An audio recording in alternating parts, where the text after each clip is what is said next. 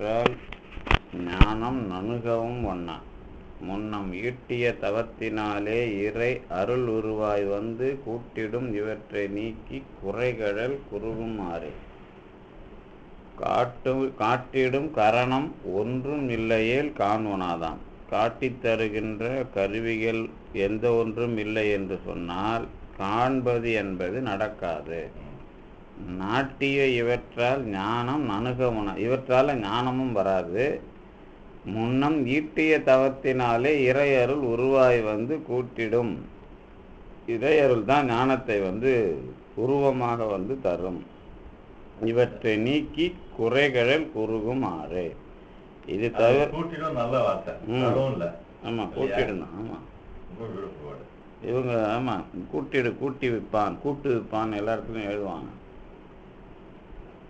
இப்போ இதுல ஒன்றும் டவுட் இல்லைல்ல? இதுல ஒரே இங்க குரு வரல.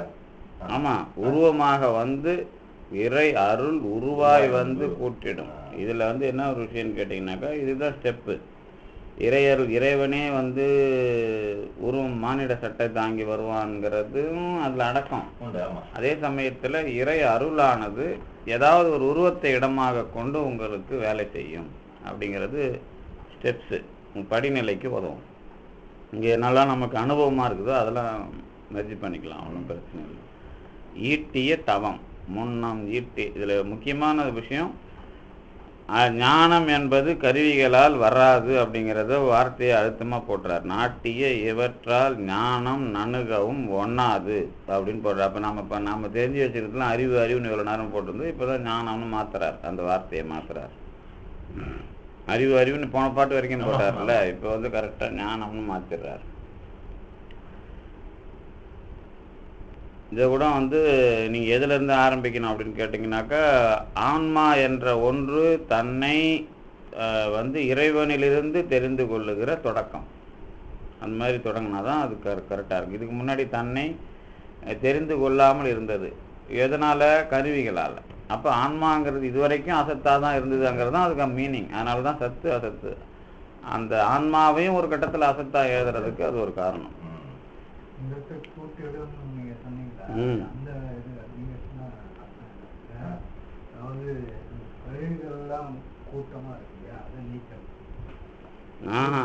அதெல்லாம் கிடையாது, அதெல்லாம் தப்பு.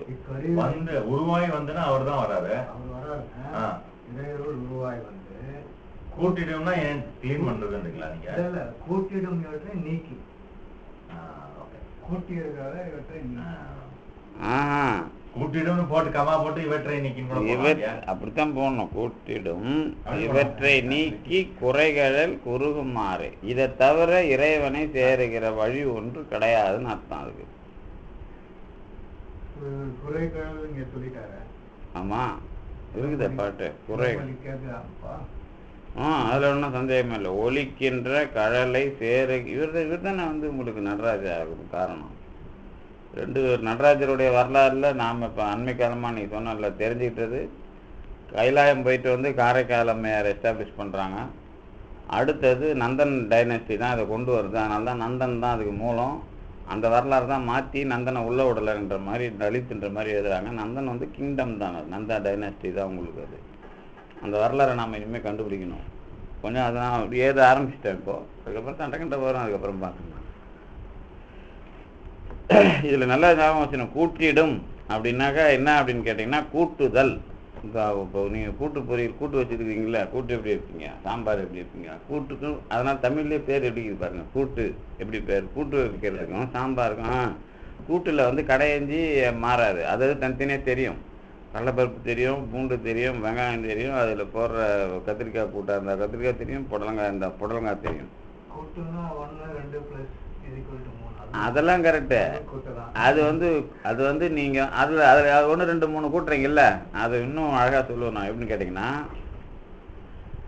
எத்தனை கூட்டினாலும் அதில் தனித்தனியாக ஒன்று இருக்கும். ஆனால் ஒன்றுக்குள்ளே எந்த ஒன்றுக்குள்ளே இன்னொன்று இல்லையோ அந்த ஒன்று தான் கடவுள். அதுவும் அங்கே தெரியும். ஒன்றவன் தானே இரண்டவன் இன்னொரு நின்றனன் மூன்றினில் சொல்றாருல்ல, அதுக்கு அர்த்தம் எந்த ஒன்றில் இன்னொன்று இல்லையோ, எந்த ஒன்று எல்லாவற்றிலும் இருக்கிறதோ அதுக்கு பேர் ஒன்று.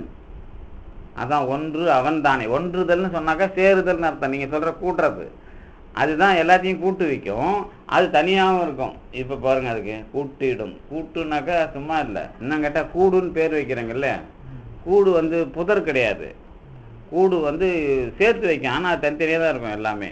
எது நம்ம தமிழில் அந்த சொல்லும் மரபே தனியாக பயன்பாட்டில் இருக்குது பாருங்கள். தனியாக வந்து கூடு கட்டுறது அப்படின்னு சொன்னால் அந்த கூடு வந்து நூல் நூலாக தான் இருக்கும். அப்படியே போட்டு இன்னொரு பொருளாக இருக்காது இல்லை. அந்த பறவையோட கூடு கூட அந்த நூல் நூலாக இருக்குது இல்லை, அதை நீங்கள் பிரித்து எடுக்கலாம்ல. அது மாதிரி வந்து கூடு. கூடுங்கிறதுல முக்கியமான விஷயம் என்னன்னு கேட்டிங்கன்னா தனித்தன்மை உண்டுன்னு அர்த்தம்.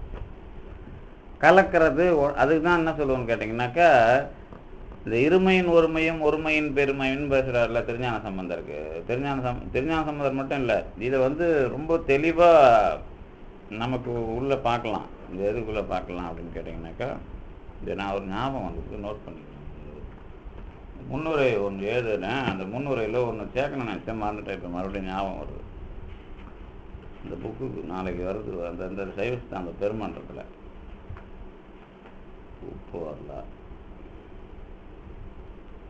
சர்சிபி ராமசாமி ஐயர் நினைக்கிறேன், ஹிந்துயிசம் ஏதோ ஒரு புக்கு, சர்சிபி ராமசாமி ஐயர். இவங்கெல்லாம் வந்து எழுதிக்கிறாங்க ஒரு விஷயம்.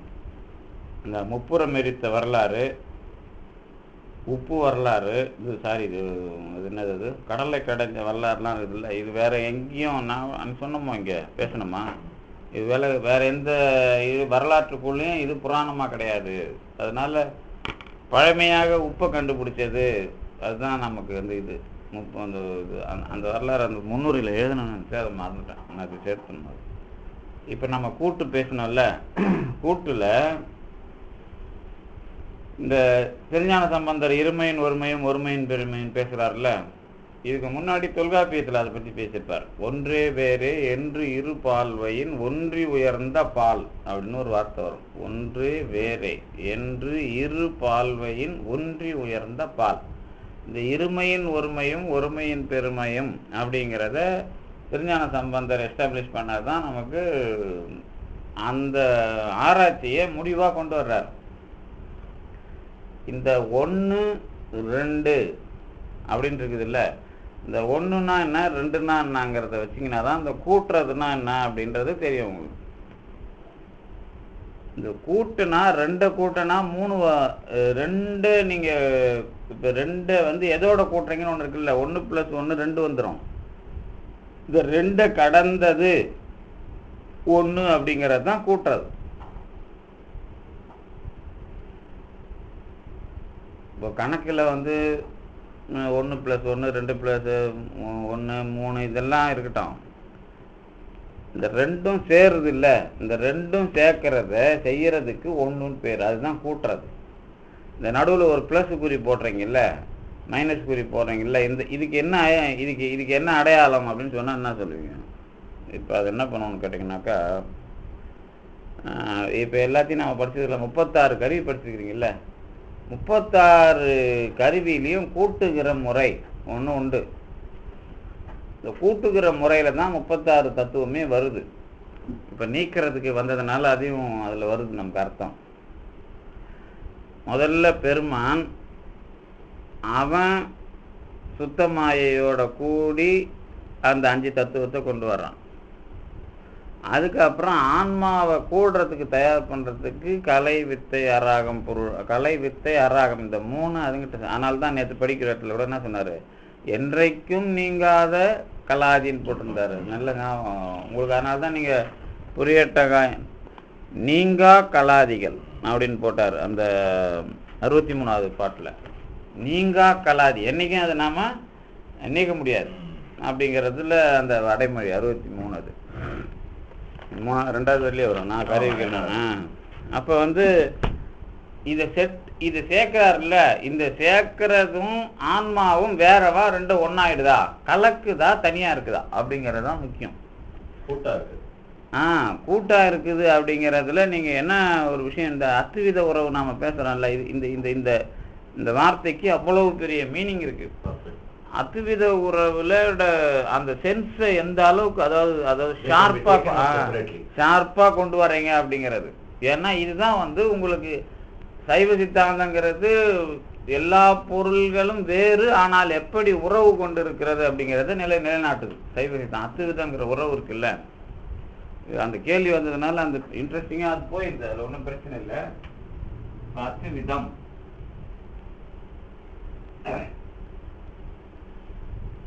என்ன பண்ணுங்க, ஒன்று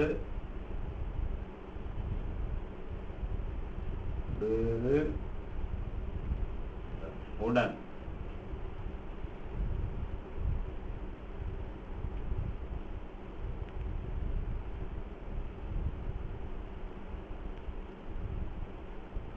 இப்படி எழுதுனீங்கன்னா அதுக்கு மீனிங் வந்து இப்போ நீங்கள் கேட்டதுக்கு ஓரளவு இப்போ இந்த மாதிரி எழுத மாட்டாங்க சீக்கிரமா. ஏன் எழுத மாட்டாங்க அப்படின்னு கேட்டிங்கன்னா, இப்போ உங்கள் அத்துவித இந்த உறவு இந்த இதெல்லாம் தெரியல, இதில் ஒன்றும் பிரச்சனை இல்லை. அத்துவித உறவுங்கிறது ரெண்டுத்துக்கு சேர்க்கறது. இந்த ரெண்டுத்துக்கு சேர்க்கறதுல இந்த ரெண்டும் ஒன்றா இருக்குது வேற இருக்குதுன்னு உதாரணம் சொல்கிறாங்கல்ல. உங்களுக்கு என்ன உதாரணம் இருக்குது இது வரைக்கும் சொல்கிற உதாரணம்? அரக்கு. அது ஏன் நான் அவரை கேட்கறேன்னு கேட்டீங்கன்னா, இந்த ட்ரெடிஷனாக படிச்சுட்டு அந்த படித்து தெரிஞ்சு வச்சுருக்கவங்களுக்கு இது ஒரு ப்ராப்ளம். ஆனால் அந்த உதாரணம் எனக்கு பிடிக்காது. ஏன்னு கேட்டிங்கன்னா, அரக்கும் தனியாக தெரியும், அந்த சாணக்கல்லும் தனியாக தெரியும். இந்த ரெண்டுமே தனியாக தெரிகிறதையே அத்துவிதத்துக்கு ஒரு முதல் சாணக்கல், அதாவது அந்த அந்த கருங்கல் இருக்குல்ல, அந்த சின்ன ஜல்லியை எடுத்து மணல் தேய்க்காது, அந்த சின்ன சின்ன பொடிக்கற்கள் இருக்குல்ல, அந்த பொடிக்கற்களை அரக்கில் வச்சுருப்பாங்க. நாம் போய் தங்கம் நாம் ஏற்றி பார்த்ததில்ல யார்கிட்டையும், அதனால நமக்கு தெரியாது. ஆனால் வந்து சொல்கிறாங்க அது நடக்குது இல்லை, அது எல்லாருக்கும் தெரியுது அந்த உதாரணம். ஆனால் அந்த கல்லை வந்து இப்போ தான் உங்களுக்கு வந்து இப்போ எடை போடும்போதே உங்களுக்கு நாம் அதுக்குள்ளே இருக்கிற கல்லையே வேற பிரித்து தங்கம் இவ்வளோ கிராம் இருக்குது அப்படின்னு தான் எடை கம்ப்யூட்டரில் போட்டுறாங்க. இப்போ அப்படி தானே போடுறான். அதாவது அரக்கு மணல் தானே அது, அதாவது அரக்கு பண்ணும்போது கூட சேர்த்து மணலும் சேர்த்து அரக்கு மாதிரி வச்சுட்டீங்கன்னு வச்சுங்க, அரக்கையும் மணலும் பிரிக்க முடியாது. அதனால ஒன்னாம இருக்கு வேறாயும் இருக்குன்னு உதாரணம் அவங்க கொடுக்குறது. அதான் அரக்கம் பிரிக்க முடியாதுன்னு இல்லை, அரக்க உருக்குறீங்கன்னா தனித்தனியாக வந்துடும் எல்லாம். உப்பு தண்ணி மாதிரி தான். ஆமாம், அரக்கு நல்லாவே நீங்கள் உருக்கலாம். அரக்குங்கிறது இந்த சீல் வைக்கிறோம்ல, இந்த சீல் வைக்கிற அரக்கு தான். அது என்னன்னு கேட்டிங்கன்னா, அந்த காலத்தில் இந்த மெழுகு வந்து இந்த மெழுகோட அது இருக்கும் சார். இது ரெண்டுத்துக்கும் என்ன பேர் அப்படின்னு கேட்டால் கலக்குதா அப்படின்னு பேர். இது ரெண்டுமே தனித்தனியாக தான் இருக்குது. அது உள்ளோட ஒன்று சேர்த்து வைப்பாங்க, அவ்வளோ. அதாவது மிக்ஸ் பண்ணுறது தான் சார். இப்போ உருகிட்ட பிறகு அதில் நீங்கள் மணல் போட்டிங்கன்னா என்ன ஆகும், அதுலேயே ஒட்டிக்கின்னு இருக்கும்ல, அந்த ஒட்டிக்கின்னு இருக்கிறது மேலே இருந்ததுன்னா அதில் தங்கத்தை தேய்க்கும் போது அந்த கல் உரசும். உள்ளே இருக்கிற பொடிக்கல், அது மணல் போட்டால் உரசாது, அந்த பொடிக்கல்ல உரசும், அந்த மெழுகில் ஒட்டின்னு இருக்கும். அப்படி பார்த்தீங்கன்னா பல தெரியும். அப்போ தான் டூப்ளிகேட்டாக பித்தளையான்றது அவங்க சொல்கிறதுக்கு அது சாணக்கல்லுன்னு பேர். சாணன்னா உரசி பார்க்குறது. அந்த உதாரணத்தில் என்ன வரும்னு கேட்டிங்கன்னா, அரக்க தனியாக எடுக்கிறீங்க, அது பேர் என்ன, அந்த சின்ன சின்ன கல்லை தனியாக எடுக்கிறீங்க, ரெண்டுத்தையும் ஒன்றாக்கி வேலை பார்க்குறீங்க. புரியுதா? இப்போ நீங்கள் அத்துவிதத்தினுடைய உதாரணத்தை, இது வந்து ஸ்டார்டிங் உதாரணம், தொடக்க உதாரணம். இதை வந்து அல்டிமேட்டாக நீங்கள் புரிஞ்சுக்கணும். அல்டிமேட்டாக புரிஞ்சுக்கிட்டிங்கன்னா இந்த ஒன்றாய் வேறாய் உடனாய் இருமையின் ஒருமையும் ஒருமையின் பெருமையும் கடவுள் இருக்கிறது அப்படிங்கிறது. இப்போ இவர் சொல்கிறார்ல, இப்போ நீங்கள் வந்து என்னப்பா இவ்வளோ கருவிகள் மூலமாக தான் நான் அறிவு அடையிறேன்னு சொல்கிறீங்க, கடைசியில் பார்த்தா அதால் ஞானமே வராதுங்கிறீங்க, கடவுள் தான் வந்து ஞானத்தை கொடுப்பாருங்கிறீங்க. இந்த அத்துவித உறவை நான் எப்படி புரிஞ்சுக்கிட்டுன்னு கேட்கணும்ல. இந்த பாட்டு வந்து எளிமையாக புரிஞ்சிடும். அதே சமயத்தில் டீப்பாக போனீங்கன்னா இந்த கிளாரிஃபிகேஷன்லாம் அது கொடுக்கணும். புரியுதா? இப்போ நீங்கள் அத்துவித உறவுக்கு அது ஒரு உதாரணம் சொல்லிட்டீங்கல்ல, எது அரக்கும் இதுவும். நீங்கள் உலகத்தில் இருக்கிற பொருளை ரெண்டாம் முதல்ல பார்க்கணும். ஒன்று வந்து அதுதான் நம்ம இந்த காரணகாரிய கொள்கை படிக்கும்போது பரிணாம கொள்கை ஒன்று படிப்போம், பரிமாண கொள்கை ஒன்று படிப்போம். பரிமாண கொள்கை அதுக்கு உதாரணம் பின்னாடி வரப்போகுது நமக்கு. பரிமாண கொள்கையில் அடுத்த பாட்டு அதுதான், பரிமாண கொள்கை தான் அடுத்த பாட்டு. பல்நிறம் கவரும் தொன்மை படிகம் நீடு ஒளியும், இந்த கேள்விக்கு அதில் வரப்போகுது பதில். பரிமாண கொள்கைன்னா என்னன்னு கேட்டிங்கன்னா, ஒன்று அப்படியே நீங்கள் பிரித்து பார்க்கறது. இப்போ நீங்கள் இருக்கிறீங்கன்னு வச்சுங்க, இப்போ ஒரு லைட் அடித்தா அந்த 7 கலர் பிரியுதுல்ல, இது வந்து பரிமாணம். அது இங்கிலீஷில் என்ன சொல்லுவோம், டைமென்ஷனா. பரிமாணத்தை எவல்யூஷன் சொல்ல மாட்டோம், பரிணாமம் தான் எவல்யூஷன். இதுக்கு பரிமாணம் பிரியுது இல்லை, அது என்ன சொல்லுவோம், முப்பட்டக ஒளியின் நிறப்பிரிகை நடக்குது இல்லை சார், அது பரிமாணம் என்ன சொல்லுவீங்க இங்கிலீஷ்லன்னு கேட்டேன். இல்லை ரிஃப்ராக்ஷன் வராது, ரிஃப்ராக்ஷன் தான் பிரதிபலித்தலாச்சே. அது இருக்குது வார்த்தை, எனக்கு தக்க நம்ம தான் அதை எழுதிட்டு இருக்கிறோம் தொடர்ந்து. டைமென்ஷன் வச்சுக்கணும் ஓரளவுக்கு, அதுதான் ஆப்டா வரும் இங்கே. டைமென்ஷன் தான், அதாவது ஒன்றுக்குள்ள அது பிரியுது, அது டிஜிட்டலைஸ் ஆகுது இல்லை. ரிஃப்ளெக்ஷன் கிடையாது, ரிஃப்ளெக்ஷன் பிரதிபலித்தல் சார். டிஃப்ளெக்ஷன் அது கூட என்ன கேட்டால் டிஃப்ளெக்ஷனுங்கிறது பிரிகை. அது வந்து நிகழ்ச்சிக்கு பேர். நிகழ்ச்சி வேற, அந்த அந்த மொத்தத்துக்குமான அந்த காரிய கொள்கைக்கு வேற பேர். இப்போ நிகழ்ச்சி தான் டி அப்படின்னாலே உங்களுக்கு பிரியறது அப்படின்னா டைல்யூட் ஆகுறது, அப்புறம் வந்து பாடி வந்து டிமெரிட் ஆகுதுன்னா நான் பேச அந்த டி வந்து பிரியறதுக்கு வர ஒரு நிறப்பிரிகைக்கு அது. ஆனால் அந்த எப்படி எவல்யூஷன் சொல்கிற மாதிரி தியரி ஆஃப் எவல்யூஷன் மாதிரி இது, அந்த தியரி ஆஃப் எவல்யூஷனும் டைமென்ஷன் தான். அது எப்படிப்பட்ட டைமென்ஷன் கேட்டினா காலம் அதில் சேர்ந்துருக்கும், இதில் காலம் சேர்ந்துருக்காது. இதுதான் வித்தியாசம், புரியுதா? அப்போ நீங்கள் கலக்கிற விஷயத்துக்கு அதில் டைம் பேஸ் இருக்கும், இதில் டைம் பேஸ் இருக்காது. அப்போ இது ஒரு தியரியிலேருந்து இன்னொரு தியரிக்கு போகிறதுக்கு நமக்கு அருவப்பொருள் துணைன்னு இருக்குது. எது? காலங்கிற ஒரு அருவப்பொருள் துணைன்னு இருக்குது இல்லை. இதெல்லாம் வந்து மெத்தடாலஜி. இந்த காஸ் அண்ட் எஃபெக்ட் தியரியில் ரொம்ப அதுதான் ஆயிரக்கணக்கான புக்கு இருக்குது காஸ் அண்ட் எஃபெக்ட் தியரி. நம்ம ஸ்டூடெண்ட்டு நந்தினி இன்று இலங்கை ஸ்டூடெண்ட்டு அதை பண்ண வச்சேன். அதனால தான் இவ்வளோ விஷயம் நான் அதுக்குள்ளே இவ்வளோ பிரச்சனை இருக்குது அப்படிங்கிறத கண்டுபிடிச்சோம். அது சைவ சித்தாந்தம் எவ்வளோ எத்தனை விதமாக அதை 3 இடத்துக்கு பயன்படுத்துது. ஏன்னா நம்ம இந்த இவர் அடுத்ததெல்லாம் பேச போகிறார் உங்களுக்கு, மாமாயை மாயைன்னு வரல, அதெல்லாம் மிரட்டுற மாதிரி இருக்கும். இதெல்லாம் காரணகாரிய கொள்கையில் 3 விதமான ஆங்கிள் இருக்கும். அத்துவித கலப்படியே மாயை, மாமாயை, மாயா அப்படின்னு 3 சொல்ல போறாரு. அது 70வது பாட்டுல. இந்த இதுக்கு வந்து என்ன அர்த்தம்? இந்த பரிணாமம் பரிமாணம் அது சொல்றேன். பரிணாமம் அப்படிங்கிறது விதையை நட்டுட்டீங்கன்னா மரமா ஆறது, இது பரிணாமம் எவல்யூஷன். இதுதான் நாம் இப்போ நீங்கள் இருக்கிறீங்கன்னு வச்சுங்களேன். இப்போ பசங்க அழகாக இருக்குதுல்ல இந்த ஜெனரேஷன், அதுக்கு காரணம் என்ன அப்படின்னு கேட்டால், நான் இப்படியே எவல்யூஷன் தியரியிலே ஒரு விஷயத்த சொல்லுவேன். எப்படி சொல்லுவேன்னு கேட்டிங்கன்னா, ஆப்பிரிக்கா காட்டு யானை இந்திய யானையாக மாறுறதுக்கு 1,00,000 வருஷம் ஆகும் தியரி ஆஃப் எவல்யூஷனில். ஏன் அப்படின்னு கேட்டால், அதோட காது முறம் மாதிரி இருந்து இந்த காது வித்தியாசம் மாறுறதுக்கு அது நினைக்கணும், இப்படி நான் அழகாகணும், இப்படி பறிக்கணும், இப்படி பண்ணணும். அது என்ன ஜீனில் இன்சிஸ்ட் பண்ணணும், பண்ணி பண்ணி பண்ணி பண்ணி இந்த அழகாக அது பெறும். எது? அந்த யானையே. அந்த மாதிரி குழந்தைங்களை நினச்சி அழகாக நினச்சி அந்த ஜீனை கொஞ்சம் தூண்டும் போது அந்த அழகுக்கு மாற்றுறாங்களே, அது ஒரிஜினல் அழகானு என்ன கேட்கக்கூடாது. அது அவங்க நினைக்கிற மாதிரி மாறுது இல்லை இப்படி. ஆமாம், இதை வந்து தியரி ஆஃப் எவல்யூஷன்ல முதல்ல சொல்லிடுவான். முதலை பறக்கணும், அது மீன் வந்து பறக்கணும்னு நினச்சி மீன் பறக்கிறதுக்கு வடிமை எடுக்கிற ஒரு விஷயம் பறவையாக மாறுதுன்றது தியரி ஆஃப் எவல்யூஷன். இதுக்கு நடுவில் மீனே பறக்கிற ஸ்டேஜுக்கு வரும். இதெல்லாம் மாணிக்க வாசகத்தில் தெளிவாக இருக்கும். இந்த மீனே பறக்கிற ஸ்டேஜுக்கு வந்து ஒரு 4 மீன் கிடச்சிது. அது சிதம்பரம் அண்ணாமலை யூனிவர்சிட்டியில் வச்சுருக்கிறான், சிவப்பு கலரில் கற்கால மீன். ஒரு 4 மீன் உயிரோடவே, அது இன்னும் மாறாமல், அதுனா திடீர்னு நம்ம கடலில் கிடச்சிருச்சு அவனுக்கு. நம்ம கடலில் கிடச்ச உடனே அது திரும்பி அங்கே ஸ்பெசிமென் பாக்ஸில் வச்சுக்கிறான். நான் அப்படி நான் +2 படிக்கும்போது நான் ஒரு ஸ்பெசிமென் பாக்ஸ் தயார் பண்ணேன். எப்படின்னு கேட்டிங்கன்னா, நீங்கள் பூச்சி உண்ற தாவரம் படிச்சிருப்பீங்கள்ல, பூச்சியை சாப்பிட்ற தாவரம் பார்த்துருக்கீங்களா? நேராக பார்த்துருக்கீங்களா?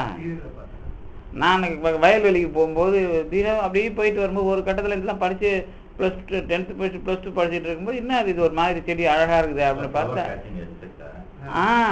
அது ரொம்ப அழகாக ஒரு நீங்கள் அந்த சினிமா இது சின்னதாக அந்த இருக்குது, அதில் ஒரு அந்த சொரக்கிறதுக்கு பிசின் மாதிரி அது இப்படி இருக்கும், அந்த மேலே இருக்கிற மகரந்தம்.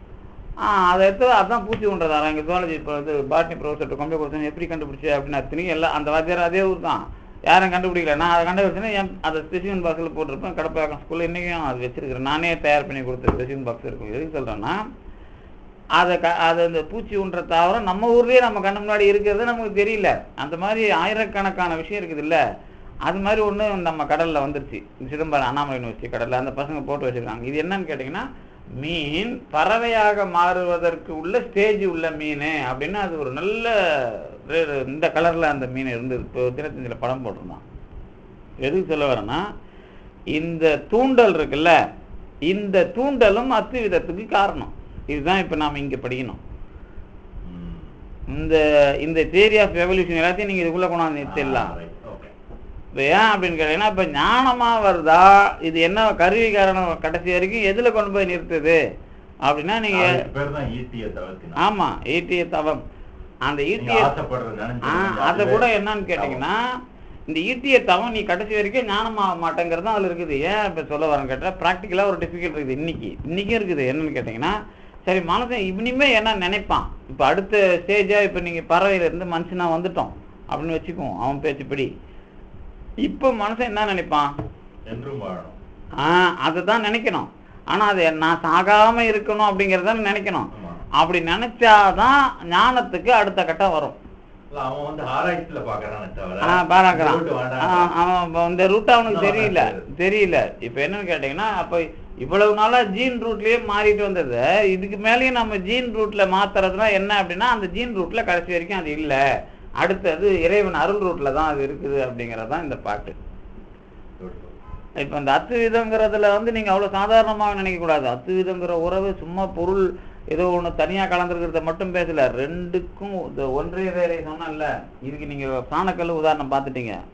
நீங்க வராதப்ப நான் சில உதாரணம் சொன்னேன் சார்ட்ட. என்ன சொன்னேன்னா, எல்லாமே அத்துவிதமா பார்க்கணும் முதல்ல உலகத்தை. இப்போ நீங்க எழுதுறீங்க படிக்கிறீங்கன்னு வச்சுங்களேன், படிக்கிறதுக்கு என்ன அத்துவிதம் சொல்லுவீங்க? இப்போ படிக்கிறேன் அப்படின்னா அத்துவிதமா சொல்லணும். அதை பிலசாபிக்கலாக இப்போ நீங்க இதுதான் நேற்று நான் சொல்ல வந்தது. திருநாவுக்கரசர் வந்து தலையே நீ வணங்காய், கைகால் தொழுமீன்களோ கண்கால் காண்மீன்களோ அப்படின்னு திருவங்க மாலை பேசுறாருல. அங்கமாலைங்கிறதுக்கு இதுதான் அர்த்தம். என்ன அர்த்தம்னு கேட்டிங்கன்னா, இந்த கருவிகரணங்கள் கடவுளோட அத்துவிதமா இருக்கணுங்கிறத ஷார்ப்பா கொண்டு வர்றாரு. அது உயிர் இருக்குதா இல்லையாங்கிறது இல்லை, அதுக்குள்ள இருக்கிற பிராணனை வந்து இயக்கிட்டா அந்த பிராணனுக்குள்ள கடவுள் அருளை வந்து கலந்து அதை செயல்படுத்தலாம். அப்ப அவர் வந்து பண்றதுக்கு இந்த இப்ப நீங்க நினைச்சு பாருங்க, அத்துவிதம்னா என்னன்னு உங்களுக்கு முதல்ல ஏறிடணும். எப்படின்னு கேட்டா, படிக்கிறேன் அப்படின்னா அது எப்படி அத்துவிதமா சொல்றது?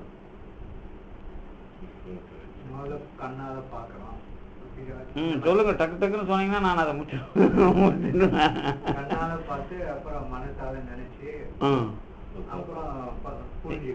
முடிஞ்சதுங்கள ஏதோ ஒண்ணு அது ஒண்ணு அது அது நீங்க வேற பிரிக்கணும், வேற ஒண்ணும் இல்லை. இப்ப வந்து நம்ம என்ன சொல்றோம்னா, இப்போ இவன் பண்ணுவானுங்க அதை, இந்த வாட்சி தயார் பண்றான்ல, நீங்க உங்களுக்கு இப்படி பாத்தீங்கன்னா வாட்சி ரிப்பேர் பண்றவன்னு தெரியாது, அவன் ஒரு இது ஒண்ணு கண்ணில் மாட்டின்னு குத்துவான்ல, அந்த மாதிரி இப்ப குத்தணும். நீங்க அதை குத்துனாதான் வந்து அது தெரியும். அது இப்ப கண்ணால படிக்கிறீங்களா, படிக்கிறது சொல்லுங்க, படித்தல், இதுல அத்திவிதம் சொல்லணும். கண்ணு பாக்குது, மனசு புரிஞ்சுக்குது. சரி, நீங்க என்னென்ன கருவி தெரியுது அதெல்லாம் சொல்லணுங்க. இவ்வளவுதான் கருவி தெரியுது. இதெல்லாம் வரலையா? இதெல்லாம் வரலையா? அதெல்லாம்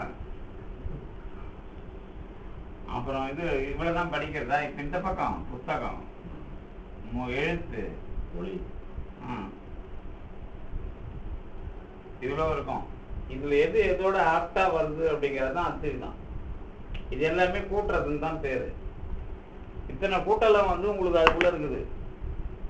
கடைசியா இந்த ரெண்டுத்துக்கும் உடனாக இருக்கிறான் அப்படிங்கறது தான் அத்துவிதத்தினுடைய அல்டிமேட். ஒன்றாய் வேற இருக்கிற இதெல்லாம் ஈஸி. நீங்க டிரைவரா இருந்து பாருங்க வண்டி ஓட்டுறத, அப்ப எவ்வளவு கோட்டி எவ்வளவு அத்துவிதமா இருக்கு. ஆமா, ஏதோ நம்ம அடுத்தவன் தயவுல வாழ்ந்துட்டு இருக்கிறோம் அந்த வண்டி ஓட்டுற விஷயத்துல. அதான் என்ன சொல்லணும்னா, அடுத்தவன் கவனமா இருக்கிற வச்சு நம்மளை கடவுள் காப்பாத்திட்டு இருக்கான். ஆனா ஒரு சமயம் நம்மள கவனமா இருக்க வச்சு அவனை காப்பாத்துறான், அவனை கவனமா இருக்க வச்சு நம்மளை காப்பாத்துறான். இங்கதான் உடனாய்ங்கிறது தெரியும் உங்களுக்கு. உடனாய்ங்கிறது அப்படியே தெரியுது இல்ல. அப்ப திருஞான சம்பந்தர் தானே ஏங்குறாரு, அவருக்கு தான் தெரியும் உடனாய், ஒன்றாய், வேறாய், உடனாய். இந்த வார்த்தையை அப்படியே வேற நம்ம வேற அருளாளர் போடல. அப்புறம் இவர் வந்து அப்படியே போடுறாரு இந்த வார்த்தை வந்து. நீங்க அது ஒரு அதுதானே நாம இது சொல்றோம், அது என்னது மகா வாக்கியம் மாதிரி அதை போடுறாருல்ல, வேற எங்கேயும் போடல. அதனாலதான் அவரு இந்த வார்த்தையை அவரு இதுக்கு முன்னாடி இல்ல, அவருக்கு வந்து என்ன பண்றாருன்னா மிக்சிங் தியரி தான் அவருக்கு. மிக்சிங் தியரி தான் திருமூலர். அதை அப்படியே அதெல்லாம் வரவே அந்த இருமையின் ஒருமையும் ஒருமையின் பெருமையும் அவையே தானேயாய். யாரு? சிவஞான போது இப்ப வந்தது. அது என்னன்னா பிலசாபிகளா புரிஞ்சுக்கிறது. பாட்டுல போட்டார் இல்லையா, அதுக்கு முன்னாடி இந்த வார்த்தை யாரும் எங்கேயா யூஸ் பண்ணிருக்காங்கன்னு அவர் கேட்கறேன். ஒன்றாய் வேறாய் உடனாய் ஆனான் இடம் வீழ், அதுவும் கண்ணை வச்சு சொல்றாரு பாருங்க. ஒன்றாய் வேறாய் உடனாய் இடம் ஆனான் வீழி மிழலை, அது கூட இடம்னு போட்டார் பாருங்க. அதுதான் வந்து அதாவது அங்கதான், அதனால தான் கண்ணை வந்து அவர் கண்ணை எடுக்கிறாரு, இவர் வந்து வழிபடுறார். அதுக்குள்ள என்ன விஷயம்னா அத்வித உறவு வருது கண்ணுக்குள்ள. அதுதானே நமக்கு காலத்தி வேடனுடைய விஷயத்துல கொண்டு வரோம். அந்த கண்ணை வச்சு தானே இவருக்கு வந்து இறைவன் கண்ணை இவர் கண்ணும் ஒன்னா மாறுது இல்ல. அந்த அப்பதான் வந்து உங்களுக்கு இறைவனுக்கும் அத்துவிதம் கொடுக்குறாரு யாரு, காலத்திநாதர். அவர் இறைவனுக்கே அத்துவிதம் கொடுக்குறாரு. இது வரைக்கும் இறைவன் இவருக்கு அத்துவிதம் கொடுத்தான், இவர் அத்துவிதம். அதனாலதான் மெய்கண்டார் சிவஞான போதத்தில் என்ன பண்ணுவார்னா அத்துவிதி அன்பில் தொழு அப்படின்றார். கடைசியா மெய்கண்டார் சிவஞான போதத்துல நம்ம கொடுக்குற பட்டம் அத்துவிதி, அத்துவிதி அன்பில் தொழு. நீங்க அந்த கடைசி இன்னும் கொஞ்சம் ஈஸியா வேர்ட்ஸ் போட்டிருக்காருல்ல, யாரு உலகெல்லாம் அது ஒண்ணும் இல்ல, புரிய வைக்கிறது சார். அது டேட்டா மெத்தட் உங்களுக்கு வந்து சிம்பிளா இருக்கா? அது நான் என்ன பண்றது, உங்களுக்கு வேர்ட்ஸ் சிம்பிளா தான் இருக்கும். இப்ப இவர் பாருங்க அந்த சிவஞான போதத்துல போட்டு பாருங்க, கடைசி பாட்டுகள்ல 78, 79, 80 வெண்பா. அந்த இதுல வேணா நீங்க புரட்டுதல் இதுல சிவஞான போதத்துல மொத்தம் 80 வெண்பா தானே. அதுல 78, 79, 80 என்ன பண்ணுவார்னா 78 சொல்லிடுவார், அது இது என்றது அது அல்லான், கண்டார்க்கு அது இது என்றதையும் அல்லான், பொது அதனில் அத்துவிதம் ஆதல், அகண்டமும் தெய்வமே அத்துவிதி அன்பின் தொழு. இந்த பாட்டு சாதாரண பாட்டு இல்ல. அதாவது இப்ப நீங்க இவ்வளவு சொல்றீங்கல்ல, இதெல்லாம் அது இதுன்னு வச்சுங்க, இவ்வளவு சேர்ந்தாதான் பார்த்தல்னே ஒரு விஷயத்தை உங்களால கண்டுபிடிக்க முடியாது. அப்ப இறைவன் வந்து நீங்க கண்டுபிடிச்சீங்கன்னா எல்லாத்துக்குள்ளேயும் அது இதுன்னு சொல்லாம கலந்துருக்கிற விஷயம் தெரியும் அப்படிங்கிறாரு. அதனாலதான் என்ன பண்ணி ஒன்னும் பண்ணாத அன்பின் தொழு அப்படிங்கிறாரு. அதுதான் இப்ப இவர் வந்து இந்த இப்ப வந்து என்ன அப்படின்னு கேட்டீங்கன்னா எப்படி கூடியிருக்கிறது அப்படின்னு உள்ள தள்ளி தள்ளி தள்ளி தள்ளி போனாலே உங்களுக்கு இதுல கொண்டு வர மாதிரி. இப்போ சயின்ஸ்ல கூட என்ன பண்ணிடுறான், பீரியாடிக்கல்ல NaCl இப்படின்னு கண்டுபிடிச்சிடறான்ல. ஆனா Naவை ஹைட்ரஜனா அவனால பார்க்க முடியல. இதுல வந்து நியூட்ரான் எலக்ட்ரான் புரோட்டான் இருக்குல்ல சார், நியூட்ரான் எலக்ட்ரான் புரோட்டான்ல 9ல இருந்து ஸ்டார்ட் ஆகுதுல்ல, இது நியூட்ரான் 9ல இருந்து ஸ்டார்ட் ஆகுதுல்ல, 8 வரைக்கும் 9 வரைக்கும் கிடையாதுல்ல. நியூட்ரான்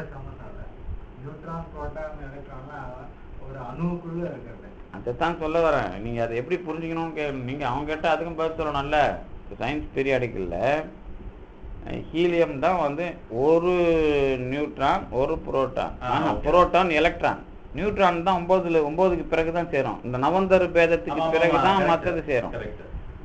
நான் என்ன சொல்ல வரேன் அப்படின்னு கேட்டீங்கன்னா, இந்த காம்பினேஷன்ல ஒண்ணு தனியா Naவா நின்னுடும், ஒண்ணு Cl-ஆ நின்னுடும்ல. ஆனா NaCl இருக்கு 9, அதுல 12 இருக்குது, இதுல 10 இருக்குதுங்கிறதுக்காக இது அதுவா மாறாது இல்ல. இப்ப அத்துவிதத்துக்கு பதில் சொல்லுங்க பாப்போம்.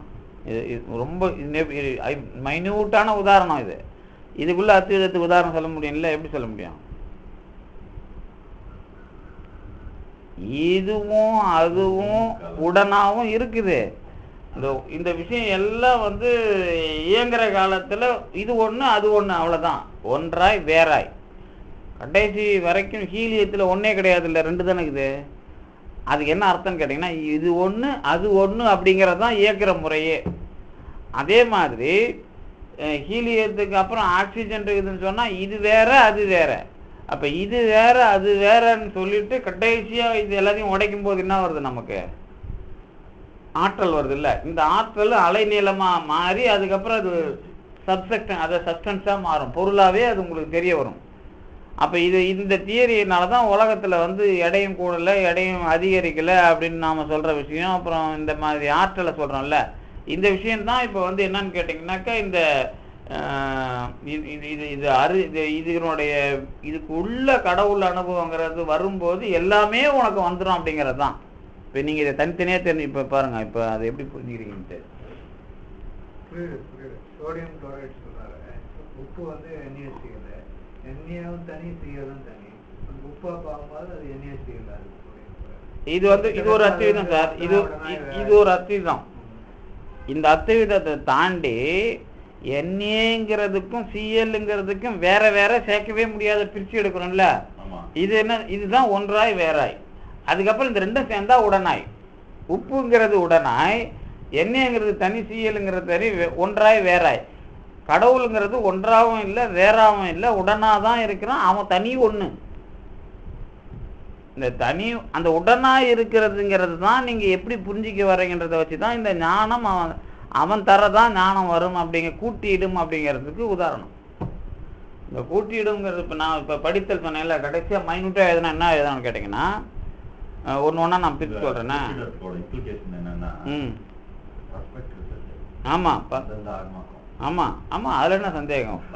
ஆமாம், இதில் வந்து இப்போ இந்த மிக்சரில் தப்பாச்சுன்னா உப்பு வந்து வேற ஏதாவது ஆற்றுக்கு சான்ஸ் இருக்கு. ஆமாம், அது ஆகாம அந்தந்த ஆன்மாக்கு கூட்டுறதை பர்ஃபெக்ட் ரிசல்ட்டோட அதோட பக்குவத்துக்கு என்னமோ மிக்ஸ் பண்றாங்க. அதுதான் பேர் சிவம்னு பேர். அந்த தர அவர் என்ன பண்ணுறது, அதேமாரி மெய்கண்டார் சிவம்ங்கிற பேரை 2 இடத்துல தான் பயன்படுத்துறாரு. சிவஞானம் அந்த தர சிவம் என்னும் அந்த தர அப்படிம்பார். அப்படின்னா என்ன அர்த்தம்னா, உள்ள ஒரு சிவம் உன்னோட சேர்ந்து இருக்குது பாரு, அந்த சிவம் தான் உன்னோட கனெக்டிவிட்டியில பர்ஃபெக்ட்னஸை கொடுக்கறது. அப்ப அந்த சிவம் கூடிதான் இருக்குது. இன்னொன்னு அதை கூட்டுது. எதை கூட்டுது? நீ இது வரைக்கும் கலை வித்தை அராகத்தோட கூடி இருந்த, அதை விட்டுட்டு அருளோட கூடிப்பாரு, உனக்கு எல்லாம் தெரியும் அப்படிங்கிறது தான் அத்துவிதத்துக்கு இந்த புதுசா கூட்டுறதுன்னு அர்த்தம். இந்த அத்துவிதத்துல இல்லாம இருக்குதா புதுசா வருதா அப்படிங்கிறது தான் கூட்டிடும். இப்ப அந்த கேள்விக்கும் இதுல பதில் வந்துருச்சு. இப்ப வந்து இவை முறையா வரும். எப்படி வரும்னு கேட்டீங்கன்னா, இப்ப நீங்க இந்த இந்த இந்த ஸ்டான்ஸா இந்த படித்தல் அப்படிங்கிறத வந்து உங்களுக்கு விளக்கணும்னா உதாரணமா சொல்றேனே, நானும் புத்தகமும் சேர்றதுக்கு பேர் படிக்கிறது. நானும் புத்தகமும் எப்படி சேரன்னு கேட்டா, இந்த எழுத்தும் என்னுடைய கண்ணும் சேர்றது. அப்புறம் எழுத்து ஒலியும் கண்ணொலியும் மைனூட்டா. சரி, எழுத்து ஒலியும் கண்ணொலியும் சேருமான்னு கேட்டா சேராது. எழுத்து ஒலியும் கண்ணொலியும் என்னுடைய மனத்தினால் ஏற்கப்படுகிறது.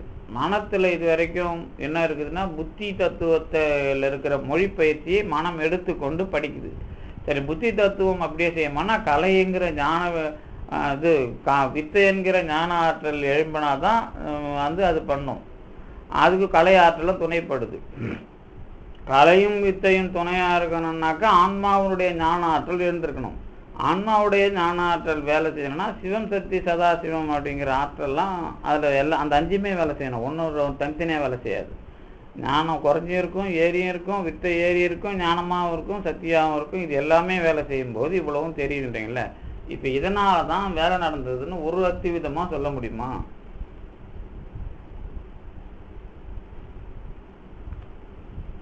ஒரு அத்துவிதமாக நாம் இங்கே சொல்ல முடியல. பல அப்போ ஒரே செயலுக்கு இத்தனை அத்துவிதம் இருக்குது. கடைசியில பார்த்தீங்கன்னா நாம் அத்துவிதம் என்ன எழுதிட்டு இருக்கிறோம்? ஏதோ ஒண்ணு எல்லாமே அத்துவிதம் தான். ஆமா, அந்த அதுதான் அதைத்தான் கவனமா கொண்டு வர்றாரு. வந்து நாட்டிய இவற்றால் ஞானம் நணுகவும் ஒண்ணாது. இப்ப நீங்க பருப்பே 2 எடுத்தீங்கன்னா லுக்ஸ் ஒன் பட் டிஃபரண்ட். ஆமா, அதுல என்ன சந்தேகம்? பருப்பு நீங்க அதான் அரிசியே, அதனால தான் இப்படி சொல்லுவோம். சாம்பாருன்னு வச்சாச்சு. ஆனா எனக்கு வந்த சாம்பார் வேற, உனக்கு வந்த சாம்பார். நான் சாப்பிட்டது நீ கண்டிப்பா சாப்பிடவே இல்லை, சாப்பிட முடியாது. சாம்பார் தான் சாப்பிடுவோம். ஆனா எனக்கு ஊத்துன சாம்பார் நான் தான் சாப்பிட்டுட்டேன், உனக்கு அது கிடையாதுல்ல. அப்ப ஏன் சாம்பார் வேற, உன் சாம்பார் வேற, சாம்பார் ஒண்ணு கிடையாது அப்படிங்கிறது தான் அதுல வரும். இப்ப நீங்க கேள்விலாம் கேட்டதுனால மைனூட்டா இன்னொரு அர்த்தம் வந்துருச்சு. என்ன அர்த்தம்னு கேட்டீங்கன்னாக்கா, கூட்டிடும் அப்படிங்கிறது இது வரைக்கும் அத்துவிதமா இருந்தது இல்ல, அத்துவிதமா இருந்துதான் செயல்படுது ஆன்மா. இந்த கருவிகளோட 36 நீங்க சிவம் வரைக்கும் எடுத்துங்க, அதோட இருந்துதான் செயல்படுது. இதுல ஒன்றும் பிரச்சனை இல்லை. இது ஈட்டிய தவம்.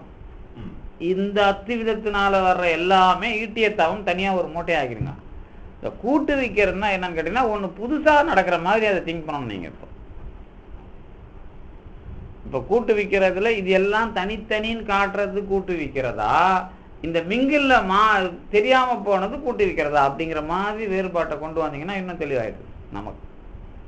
இப்ப புரியுது இல்ல? இப்ப வந்து நீங்க இப்ப என்னதான் படிச்சாலும் இவர் கேட்டு வச்சது இவருக்கு ஞாபகம் வருது இல்ல, அதெல்லாம் என்ன? இப்ப நீங்க படிச்சுட்டே இருக்கும்போது உங்களுக்கு பழச கேட்டு வச்சது தானே ஞாபகம் வருது. அதுக்கு பேருனா ஈட்டிய தவம். அது இல்லாம புதுசா வந்தா அது கூட்டுதல்னு பேர்.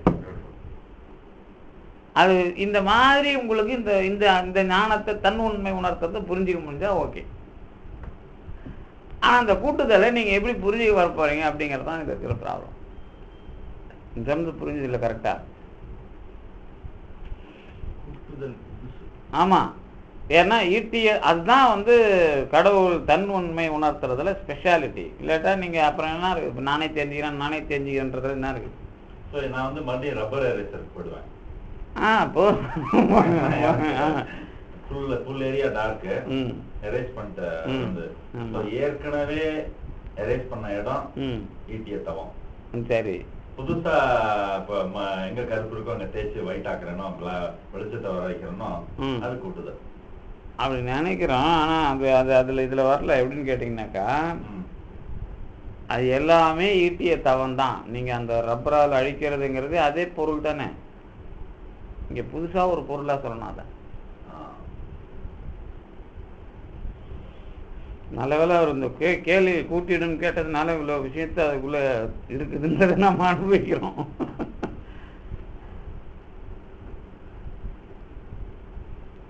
அதான் அதுக்கு நல்ல அந்த வார்த்தை சரியான வார்த்தை போட்டு நீங்களும் அந்த கூட்டிடும் ஞாபகப்பட்டாருன்னு கரெக்டாக அனுபவிச்சிங்க. அதை இப்போ ஒரு உதாரணம் எனக்கு கிளியராக வருது. எந்த உதாரணம்? இருக்கிறது எல்லாம் இருக்குது. இந்த இருக்கிறது எல்லாமே இது வரைக்கும் சாம்பார் மாதிரி இருந்தது. ஆனா இப்ப கூட்டு மாதிரி எல்லாம் தனித்தனியா தெரியுது. எப்ப தெரியுதுன்னா அருளால தெரியுது. இது வேலை, இது தெரிஞ்சு போச்சு. இது வந்து பெர்ஃபெக்டா இது புரிஞ்சு போச்சு. ஆனா கூட்டிடுங்கிறது அருள்னு ஒண்ணு சொல்றாருல, இது எல்லாத்தையும் தாண்டி தனியா இருந்து கொண்டு வந்தீங்கன்னா அது இன்னும் ஆப்டா போகும். அந்த வந்து அந்த இந்த இதுதான் தன்னுண்மைக்கு மூலம். இது வரைக்கும் இருந்து அதுதான் இப்ப இந்த உதாரணம் சரியா போகுது. என்னதான் நாம கேட்டாலும் நாம படிச்சது சார்புல தான் நம்ம தெரிஞ்சுக்கிறோம். இது இல்லாம புதுசா தெரிஞ்சுக்கிற மாதிரி ஒண்ணு வந்தா கூட்டுதல்னு பேர். போடுற ஒண்ணு, புதுசா போடுற ஒண்ணு, அதுதான் நம்ம இரு என்ற வார்த்தை அந்த மாதிரி ஒண்ணு சொல்றோம். இந்த எக்ஸாம்பிள் இவ்வளோ இதெல்லாம் ஃபுல்லா கரைச்சு குடிச்சு படிச்சோம். ஒண்ணுமே படிக்காம ஈட்டிய தளத்துல யாரோ ஒருத்தர் வந்து கண்ணுல பாப்பா ரெடியே கிளம்பிடுவான். ஆமா, இப்படியா சொல்லக்கூடாது. காட்டி நாட்டி ஈட்டிக்காக கூட்டி போட்டு நீங்க அந்த அப்படிலாம் அது சும்மா வந்து அப்பர்னா ஒத்துக்கலாம். பட் இவரும் அது போட்டுருப்பாரு. ஏன் இன்னும் நீங்க இப்படி போட்டா இன்னும் ஈஸியா பொருள் சொல்லிடலாம். வீட்டிடும் இவற்றின் போட்டா உங்களுக்கு பிரச்சனையே இல்லை. இதெல்லாம் நீக்கிடும் அப்படின்னா உங்களுக்கு இன்னும் அது நாம போடுறது இல்லை. அது கூட்டுவன் நிமலன் அப்படிங்கிறது இன்னும் நிறைய இடத்துல இருக்குது. அந்த வரி அந்த வார்த்தை இருக்குது. கூட்டுவன் அப்படிங்கிறது பல அந்த சாஸ்திரத்துல பயன்படுத்துறாங்க. அதுல என்னன்னு கேட்டீங்கன்னா இந்த எல்லா ஆக்டிவிட்டிலையும் எல்லா தத்துவம் இருக்குமா, இல்ல சில ஆக்டிவிட்டி தத்துவம் கம்மியா இருக்குமா? சகலத்துல சாக்கரத்துலயா படித்தல்னு எடுத்தீங்களா நீங்க? எல்லா தத்துவமும் இருக்கும். நீங்க தொடர்பு கொள்ற தத்துவத்தோட தான் ஒழுங்கு. அதுதான் இவர் அழகப்பட்டார். ஒரு புலனை தான் நீ பற்றுவ. அதுக்கு தான் இவர் என்ன பண்றாருன்னா கருவிகளை வந்து 36 தத்துவம் நாம நினைக்கிற இந்த 36 சொல்றது இல்லை. சாக்கரம் சொப்பனம் சுழுத்திக்கு அந்த அதை வேணா நீங்க அந்த லிஸ்ட் அப்புறம் நான் அந்த புக்கை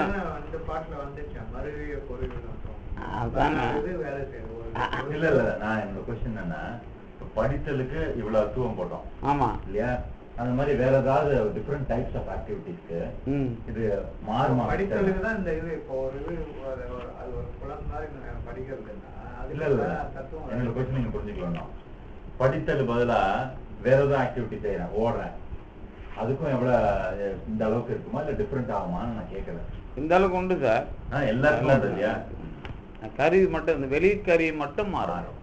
அதாவது கால் மாறும், கை மாறும், இந்த மாதிரி விஷயம் அவ்வளவு. இதுல அதுலயும் கண்ணு இருக்கு, பார்த்துட்டா ஓடணும் எல்லாம். அதோட அது இன்னொன்னு வேற சேரும். அதுதான் நாம சொல்லுவோம்ல, ஒரு அறிவுன்னு கிடையாது, இந்த அறிவும் அந்த அறிவும்.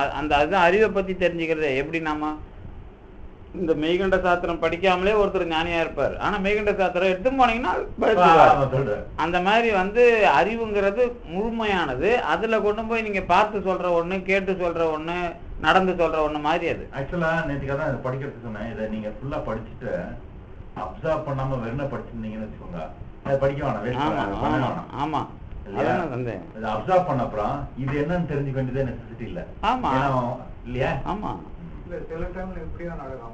படிக்கும் போது நம்ம வந்து மெமரியா நீங்க சொன்ன மாதிரி வெறுமனே படிப்போம், புரியாது. சில நாள் கழிச்சு டக்குன்னு புரியும். அதான் பாராயணம். அதான் பாராயணம் புரியுதான். நான் என்ன சொல்றேன், but fundamental final end result என்னன்னா your behavior. அது ஒன்றும் சந்தேகமே இல்லை. Yeah, should reflect the result of this and not this result. ஆமா. I should not care about இதோட என்ன ரிசல்ட்டோ இவெல்லாம் என்ன சொல்றாலும் அந்த மாதிரி நீங்க வந்து you have to act or you will become one. We should not bother about எனக்கு நான் போதத்துல 8வது சூத்திரத்துல 3வது பொருள் நூற்பா நல்லா தெரியும், அதோட பொருள் தெரியும், அத you will not know. அந்த மாதிரி கிடையாது, அந்த மாதிரியும் கிடையாது. அதில் இன்னொரு குறிப்பு என்ன அப்படின்னு கேட்டிங்கன்னாக்கா, நீங்கள் மேலே போகிறீங்கல்ல, மேலே கடவுள் அனுபவம்னு ஒன்று வரும்போது, இப்போ திருஞான சம்பந்தர் திருநாவுக்கரசர் பாட்டுக்கு சித்தாந்தத்துக்கு விளக்கம் எழுதலான்னு சொல்கிற மாதிரி எழுதிட்டு இருக்க வேண்டியது தான். இப்போ நீங்கள் இவர் அதை படிச்சுட்டு எழுதல திருநாவுக்கரசர் வந்த பிறகு தான் சாஸ்திரம் வருது. சாஸ்திரமும் திருநாவுக்கரசர் சொன்ன மாதிரி எழுதணும்னு வரல, இவங்களும் அருள் பெற்று தான் எழுதுறாங்க. இதில் என்ன வருதுன்னு கேட்டிங்கன்னா, இது அதுவும் பொருந்தி போகுது இல்லை. இந்த பொருந்தி போகிற விஷயத்துக்கு மட்டும்தான் நாம் இப்போ படிக்கிறோம். அது ஒரு காலத்தில் நீங்கள் இப்போ பிஹேவியர் சொன்ன நீங்கள் மாற்றிக்கிட்டே வரீங்கன்னு சொன்னால் அந்த பிஹேவியர் உங்களுக்கு அனுபவத்தை கொடுக்கும். 10 நிமிஷத்துல கூப்பிடுறேன். அந்த பிஹேவியர் உங்களுக்கு அனுபவத்தை கொடுக்கும், அவ்வளோதான். ஒரு 10 நிமிஷத்துல கூப்பிடுறேன். அந்த பிஹேவியர் தான் உங்களுக்கு அனுபவத்தை கொடுக்கும். பேசிட்டாங்க பிஹேவியர் இருக்குல்ல. இப்போ ஒரு பிஹேவியர் இருக்குன்னு உங்களுக்கு ஒரு பிஹேவியர் நீங்கள் ஒன்று சொல்லணும்.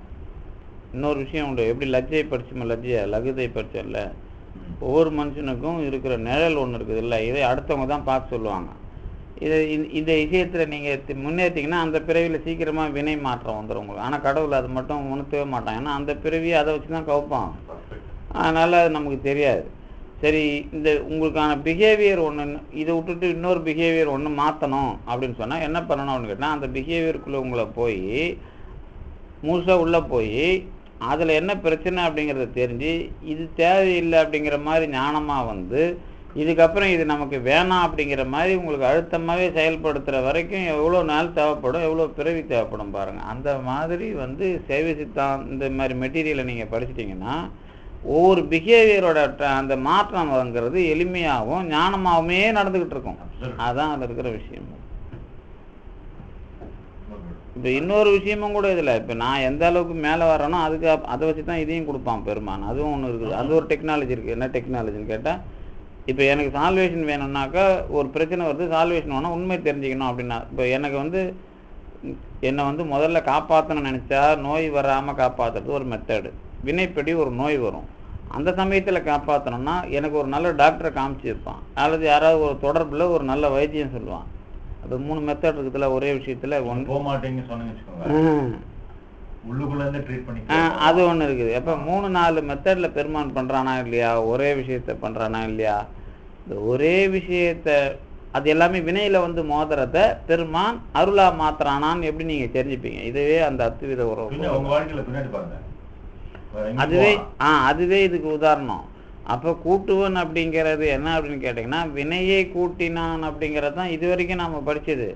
இப்போ ஒரு காலத்தில் வரும்போது இது எல்லாமே வந்து கூட்டிடும், இவற்றை நீக்கி, இதுக்கும் அர்த்தம் தான். இது வரைக்கும் நான் பண்ணதும் அருளுங்க, நீ தெரிஞ்சுக்கின முறை இல்லாமல் இது வரைக்கும் பண்ணதும் அருள் அப்படிங்கிறதையும் காட்டுறதும் அதுக்குள்ளே அடங்குது. இந்த ரெண்டுமே வரும், புதுசாக வர்றதும் இருக்கும்.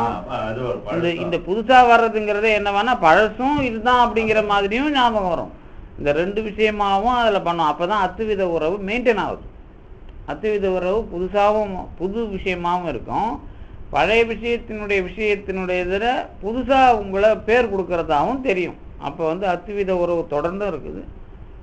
இப்போ அதுதான் எந்த இடத்துல புரிஞ்சுக்கிறோம் அப்படின்னு கேட்டிங்கன்னா, 36 தத்துவம்னு இல்லை, நடக்கிறது அது இது நம்ம எல்லாம் இந்த சாக்கிரம் சொப்பனம் படிக்கிறோம்ல, இதுக்குள்ளே நாம் சேர்ந்து இருந்த ஆள், அந்த சேர்றது தான் இந்த பிட்டு. நான் சொன்னது ஒருத்தன் கண்ணுனாலே, கண்ணு மட்டும் இல்லை, கண்ணும் கூட மனம் சேர்ந்துருக்குது. மனம்க்கு சேர்றதுன்னு சொன்னால் கலை சேர்ந்துருக்குது, கலை வித்தை சேர்ந்து அராகம் சேர்ந்துருக்குது, அது கூட ஆன்மா சேர்ந்துருக்குது. இவ்வளவும் சேர்ந்து கண் ஒளி ஒன்று இருக்குது, அப்புறம் சூரிய ஒளி ஒன்று இருக்குது. அப்போ தான் இயங்குது, கண்ணு பார்க்குதுங்கிறதே அது வரைக்கும் நடக்குது. இப்போ இதில் அத்துவிதம்னா மொத்தமாக சொல்லுவீங்களா தனியாக சொல்லுவீங்களா அப்படின்னு கேட்டால், கண்ணு மனம் வந்து கண்ணோட சேர்றது ஒரு அத்துவிதம். ஆனால் அது தனியாக சொல்ல தெரியும். ஆனால் உண்மையான அத்துவிதம் எதுன்னு கேட்டிங்கன்னா, ஆன்மாங்கிற அறிவாளி உந்தலைன்னா இந்த அத்துவிதம்லாம் ஃபெயிலியர் ஆகிடும். அப்போ ஆன்மாவே எங்கே ஃபெயிலியர் ஆகும் அப்படின்னு கேட்டிங்கனாக்கா, ஆன்மா இது எல்லாம் சடம், ஆன்மா அறிவானது. அந்த சடம் அறிவானது சடத்தும் கூட சேர்ந்ததுங்கிறதே மால் பிராக்டிஸ் தான். அது வந்து பிராக்டிஸ், ஒரிஜினல் பிராக்டிஸ் கிடையாது, நேர் பிராக்டிஸ் கிடையாது. அப்போ என்ன வரும், அதுக்கப்புறம் வந்து இவ்வளவு காலமாக நாம் இதெல்லாம் வச்சுக்கிட்டு நாம் பெற்றதெல்லாம் ஞான சம்பந்தம் இல்லை. அப்போ ஞான சம்பந்தம்னா கடவுளோட சேர்ந்து வர்றது தான் அப்படிங்கிற மாதிரி வரும்போது இந்த விஷயம் எல்லாம் கூட்டிடும் என்பதாக புதுசாக வருது. அதை கடைசியாக இந்த எங்கே கொண்டாந்து நிறுத்துறீங்க அப்படிங்கிறது தான் இப்போ முக்கியமான இடம். இப்போ முன்ன நம்ம படிச்சிருக்கிறோம்ல, எப்படி படிச்சிருக்கிறோம் கேட்டிங்கனாக்கா, இந்த எங்கே 36 தத்துவம் இருக்குல்ல, இந்த 36ல் ரொம்ப கரெக்டாக அது நம்ம வந்துட்டோம். இப்போ சிவம், சக்தி, சதாசிவம், ஈஸ்வரம், சுத்தவித்தை இதெல்லாம் வருதுல்ல. இது இந்த பக்கம் கலை இல்லை, கலை, வித்தை, அராகம், இதெல்லாம் சேர்ந்த மாயை. இதுக்கப்புறம் இவன் வந்து புலன், அப்புறம் வந்து பூதம். இதான் மெத்தட் பண்ணது. புலனும் பூதமும் கலக்கிறது தான் ஞானம். அதுக்குள்ள இதெல்லாம் இருக்கும். கரெக்டா? ஞானம்னா இதுதான். இந்த ஞானங்கிறதுல இது வரைக்கும் உங்களுக்கு எது வராது? ஞானம் கிடையாது, அறிவு தான். ஆமா, கரெக்டா? கரெக்ட். இதை தாண்டி நீங்க இது வந்து இந்த சிவம் எது உங்களுக்கு உங்க கலை வித்தை அராகத்தோட கனெக்ட் பண்றதுக்கு இருக்கிற ஞானம். இது ஞானங்கிற பேரால இருந்தாலும் உங்களுக்கு அனுபவத்துல ஞானமா வராது. ஏன்னா அது உங்களை கண்காணிக்கிறதா இருக்கும். அது அதான் அவர் தான் கண்காணி, நம்மளை கண்காணிக்கிறார்ல. இப்ப அவரு என்ன பண்ணுவாருன்னு கேட்டீங்கன்னா, இது இயங்குறதுக்கு மூல சிவம், எல்லாத்துக்கும் மேல ஒரு சிவம் இருக்குல்ல, சிவமோ பரம்பொருளோ பேர் கடவுள்னு வச்சுங்களேன். அந்த கடவுள் இந்த ஆன்மா இந்த கலைவித்தை அராகத்துல பக்குவம் அடைய இவர் என்ன பண்ணுவார்னா, அந்த கடவுள் கனெக்டிவிட்டி வரும்போது அதுதான் கூட்டிடும் அருளா. அதுதான் கூட்டுறது. இது வரைக்கும் எல்லாமே அத்விதம் தான். இது வரைக்கும் என்ன கிடையாதுன்னா, உங்களுக்கு அறிவு தான் வேலை செய்யும். இந்த அறிவை இது கண்காணிச்சுட்டு இருக்கோம், அவ்வளவுதான். கூட இதை வச்சு ஹெல்ப் பண்ணும். ஈஸ்வரன் சுத்த வித்தை தான் ஹெல்ப் பண்ணும் உங்களுக்கு. இதெல்லாம் கண்காணிக்கிறது தான் சிவம் சக்தி தான். சிவம் சக்திங்கிறது நம்மோட, நீங்க எந்த அளவுக்கு ஞானத்துல போய் நீங்க கேட்டீங்க, முன்ன நான் அனுபவிச்சேன்ல, ஒரு இடத்துல இந்த பிறவியில நான் இந்த ஞானத்தை மாத்திக்கணும்னா அவர் யார் அட்மிட் பண்ணுவார்னு கேட்டீங்கல்ல, இவர் தான் அட்மிட் பண்ணணும். இவர் தான் வந்து இந்த உலகத்தை புரிஞ்சுக்கணும். சக்தி வந்து உலக அனுபவத்தை மாத்தி கொடுக்கறவங்க. உலக அனுபவத்தை மாத்தி கொடுக்குற ஞானத்துக்கு மூலம் சிவம். ஏன்னா இன்னொரு எக்ஸாம்பிள் நான் என்ன நினைப்பேன்னா, பலூன் பலூனுக்குள்ள அந்த சிவம் இருக்காரு. ஆமா, பலூனை ஃபுல்லா உடைச்சிட்டு பரசிவத்தோட கலக்கிறார். நான் பலூனை ஊதிட்டே இருக்கேன், அவரும் ஓட்ட போடுறாரு.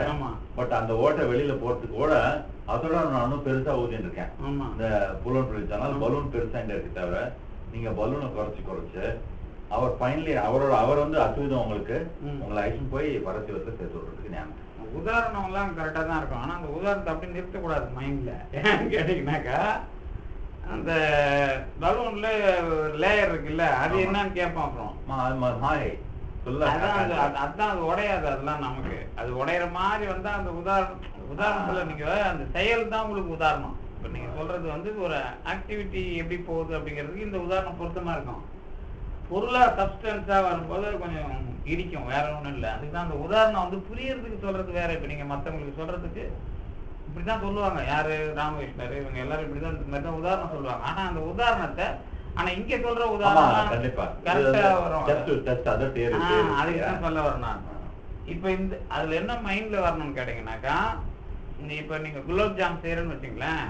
குலோப் ஜாம்ல உள்ள மூலையில ஒண்ணு, அந்த உள்ள இருக்கிற நடுவுல போய் இது போயிருக்காது, எது போயிருக்காது, ஜீரா போய் சேர்ந்துருக்காது எல்லாருக்கும். அது எதை வச்சு நீங்க குலோப் ஜாம் அது அதுக்கு ஒரு காரணம் இருக்குது. நீங்க குலோப் ஜாம் சாப்பிட்டுக்கிறீங்களா, செஞ்சிருக்கிறீங்களா? செஞ்சிருக்கீங்களா? குலோப் ஜாமே வந்து இப்ப நீங்க கடையில போய் சாப்பிட்றீங்கல்ல, அந்த பால் பவுடர்ல வச்சு தயார் பண்றதுதானே அது மாவு. அதை வச்சு தயார் பண்ணி குலோப் ஜாம் கொடுப்பான். இது போக நீங்க குலோப் ஜாம்லயே நல்லா ஊறி இருக்குல்ல, ஊறி அந்த இது இல்லாம இந்த ஜீராவில் போடாம தனியா ஒரு குலோப் ஜாம் இருக்குல்ல, அது செய்யறது வந்து பால் பவுடர் கூட கொஞ்சம் கான்ஃபிளெக்ஸை கலந்தீங்கன்னா அது மாதிரி அது வரும். இதுக்கு உள்ள எல்லா இது இந்த குலோப் ஜாமா இருக்கட்டும், அந்த குலோப் ஜாமா இருக்கட்டும், உள்ள இருக்கிற அந்த பாத்துல ஜாமு எத்தனை நாள் ஊற போட்டா ஊறும் அப்படின்னு கேட்டா என்ன பதில் சொல்லுவீங்க? பாக்கி எல்லாம் முதல்ல இருக்கிறது இருக்கா, இருந்ததுன்னா அதுல போய் சேராது. கரெக்டா? அதுக்கு காரணம் என்னன்னு கேட்டீங்கன்னா, உண்மையிலே காரணம் என்னன்னு கேட்டீங்கன்னா, அந்த மாவு பிசையறாங்கல்ல, பிசையறதுல நீங்க இப்படி உருட்டுவாங்க, மேல கொடுக்குற ப்ரெஷர் உள்ள போயிடக்கூடாது. மொத்த மாவும் ப்ரெஷர் என்ன இருக்கணும் உங்களுக்கு, ஒரே சமமா வரணும். இப்போ நீங்க கை பக்கம்னா இதுதான் சார், குலோப் ஜாம் மாவு வந்து கொஞ்சம் அழுத்தி உருட்டிட்டீங்கன்னா கூட அது டைட் ஆயிடும். என்ன அந்த நீங்க இவெல்லாம் கலந்து சாஃப்ட்னஸ் எவ்வளவு டைட்டா பக்குவம் இருந்தா கூட நீங்க அதுக்கு உள்ள கடைசியில அதுதான் ரொம்ப நுட்பமா சொல்றேன் பாருங்க. இது வந்து உதாரண இப்போ உங்களுக்கு சாஃப்டா இருக்கணும்ன்றதுக்கு கலப்படம் பண்றான், வேற சோடா மாவு அது இதுன்னு கலப்படம் பண்றான், அதெல்லாம் மறந்துருங்க. நீங்களா செய்ய ஆரம்பிச்சா தெரியும். அந்த மாவை உருட்டும் போது உள்ள இருந்து பெசஞ்சு அப்படியே பண்ணும்போது அங்க அந்த அந்த அழுத்தம் மொத்த டென்சிட்டிலையும் எந்த ரவுண்ட் அந்த கோலம் முழுக்க ஒரே மாதிரி அழுத்தம் வர்ற மாதிரி நீங்க அந்த கையிலேயே அது மேலே கீழே போகாம பண்ணிட்டீங்கன்னா அந்த குலோப் ஜாம் எடுத்து போட்டீங்கன்னா முழுக்க ஊறும். இப்ப என்ன அர்த்தம் இருக்கு, இதுதான் அஸ்திவிதத்துல சிவம்ங்கிறது நீங்க இந்த பலூனை உடைக்காம கலக்கிறது. எப்படி புரியுதா? அது நீங்க சொல்ற நீங்க அதுக்கு தான் என்ன பண்ணணும்னு கேட்டா, கலக்கிறதுக்கு அவன் என்ன பண்ணுவான், நெய்ய போடாது போடுன்னு எல்லாம் சொல்லுவான். நீங்க அது இது மட்டும் இல்லை, இதுலயே அது ரொம்ப எளிமையா இதுல வந்துடும். மைசூர் பாக்குல தெரியும் எல்லாருக்கும், மைசூர் பாக்கு செய்யறான்ல, சிலது வந்து மாவு வேகாம பச்சையா இருக்கும், சிலது கொஞ்சம் விட்டா முடிக்கிறோம். இந்த முடுகாமையும் வேகாமையும் அதை முழுக்க எடுத்துடணும். முழுக்க எடுத்தீங்கன்னா அந்த பக்குவத்துக்கு என்ன சொல்லுங்க, எந்த ஒண்ணும் மிகலை, எந்த ஒன்றும் மிகாத எடுத்தா அதுக்கு பேர் பக்குவம். இதுதான் கூட்டிடும். மற்ற எந்த ஒண்ணு மிகுந்தாலும் அது ஈட்டிடும், அவ்வளவுதான். வேற ஒன்றும் ஆகிப்போகுது இல்லை அது உங்களுக்கு, வேற ஒன்றும் ஆகாம அந்த பக்குவத்தோட இருந்தா பரசிவங்கிறதுனுடைய. இப்ப நாம இது வந்து உதாரணம், ஆனா பரசிவங்கிறதுல அழுத்தங்கிறதுல ஒன்றும் கிடையாது, அது முழுமையா இருக்கும். இது வந்து ஒரு உதாரணம். இப்ப அது வந்து நீங்க அந்த சிவம் வந்து அப்படியே முழு, அதாவது எந்த ஒரு பிட்டுலயும் அழுத்தம் இல்லாம இருக்கும். இந்த சிவத்துக்கு அழுத்தம் உண்டு, ஏன்னா அந்த ஆன்மாவை போட்டு அது அழுத்தம். எப்பா நீ இப்படி போவாதுன்னு முளகுச்சால போ. இப்ப நான் என்ன சொல்லுவேன்னு கேட்டா, இப்ப வாத்தியார் இருக்கிறாருன்னு வச்சுங்களேன், வாத்தியார்கிட்ட வந்து ஐயா இது நமக்கு வேணான்னு நினைக்கிறேன் அப்படின்னு ரொம்ப சாஃப்டா சொல்லுவான். அதுக்கு என்ன அர்த்தம், கூட இருக்கிற ஃப்ரெண்டா இருந்தா அவனை தட்டி இதுக்கெல்லாம் போவாதுறான்னு சொல்ற மாதிரி அர்த்தம். ஆனா என்னோட ஒப்பீனியன் சர்க்காஸ்டிக்கா மோர் சிவன் எப்படின்னா, இப்ப இருக்கிற வாத்தியார் மாதிரி பழைய காலத்து வாத்தியார் கிடையாது, பாஸ் பண்ணி போட்டு விட்டுரு, போட்டு விட்டு அடுத்த கிளாஸ் டீச்சர் ஆமா. அப்புறம் தான் அவருக்கு முடியாம போய் சர்வ சங்காரம் பண்ணிட்டு இருப்பாரு. இப்ப பாஸே அப்படித்தானே போட்டு விடுறாங்க. இப்ப பாஸே 10வது வரைக்கும் இப்ப மார்க் 10 ஏன் இருக்கிறான் போட்டா வந்துடும். +1 +2 தான் கொஞ்சம் பிடிப்பாங்க. ஏன்னு கேட்டீங்கன்னாக்கா சோசியல் ப்ராப்ளம் ஆயிடக்கூடாது இல்ல, சோசியல் ப்ராப்ளம் ஆயிடாங்கிறது ப்ராப்ளம். இப்போ அதுதான் டெக்னிக்கா பண்றது. டிகிரி வாங்கணும், எப்படி டிகிரி வாங்கினா எல்லாரும் டிகிரி வச்சிருப்பாங்க. ஆனா அதுதான் அதுக்கு நாம தான் அந்த சிஸ்டம் என்னன்னா, உழைக்கிறதுக்கு விட்டுட்டு எல்லாத்தையும் படிக்க வைக்கணுன்றது நம்ம முதல்ல ஒத்துக்கு போறது இல்லை. இப்ப இவ்வளவு விஷயம் அதுல வந்துருச்சு. அதுல கூட்டிடும் அப்படிங்கிறதுல வந்து தத்துவ செயல்பாடு வந்துடணும். தத்துவ செயல்பாட்டை தாண்டி இறைவன் இது எல்லாமே வினையினால தான் வந்தது. இந்த வினையை தாண்டி நமக்கு அனுபவம் என்பது அருளால் வருகிறது என்கிற, அதாவது புதியதாக வருகிறது என்கிற மாதிரி இருக்கிற விஷயம். அதே சமயத்தில் இதுவரைக்கும் இருந்ததெல்லாம் புதுமையாக தெரிகிற அனுபவமாக அது மாறுறது. அதனாலதான் கூட்டிடும். இருந்தது கலக்கிறதுங்கிறது வேற. இந்த கலக்கிறது கூட இன்னொரு உதாரணம் ஒன்று இருக்குது. என்ன உதாரணம் கேட்டீங்கன்னா, இப்போ அதுதான் நாம இந்த பரிணாமம் பரிமாணத்துக்கு எடுத்தது. அதுதான் நான் இந்த கலக்கிறதுல இப்போ நீங்க உளுந்து அரிசி எடுத்துக்கிறீங்கன்னு வச்சுங்களேன். உளுந்து அரிசி வந்து முதல்ல ஒன்றா அரைப்பீங்களா, தனித்தனியாக அரைப்பாங்களா வீட்டில்? தோசைக்கு இட்லிக்கு இப்போ முன்னெல்லாம் வீட்டிலலாம் என்ன பண்ணுவாங்க, அரிசி மாவை தனியாக எடுத்துட்டு உளுந்து மாவை தனியாக அரைச்சிட்டு தானே கலப்பாங்க. இவங்க மாவை அடிப்பாங்க. அதுக்கப்புறம் கொஞ்சம் அதை போட்டு கையை போட்டு உப்பை போட்டு கலப்பாங்கல்ல. சரி, இது கூட வெந்தயம் போடுறது அது ஒரு டெக்னிக், அது வேற. வெந்தயங்கிறது அது சாஃப்ட்னஸ் ஆகிறதுக்கு முதல்ல அரிசி ஒரு பக்கம் இருக்கணும்.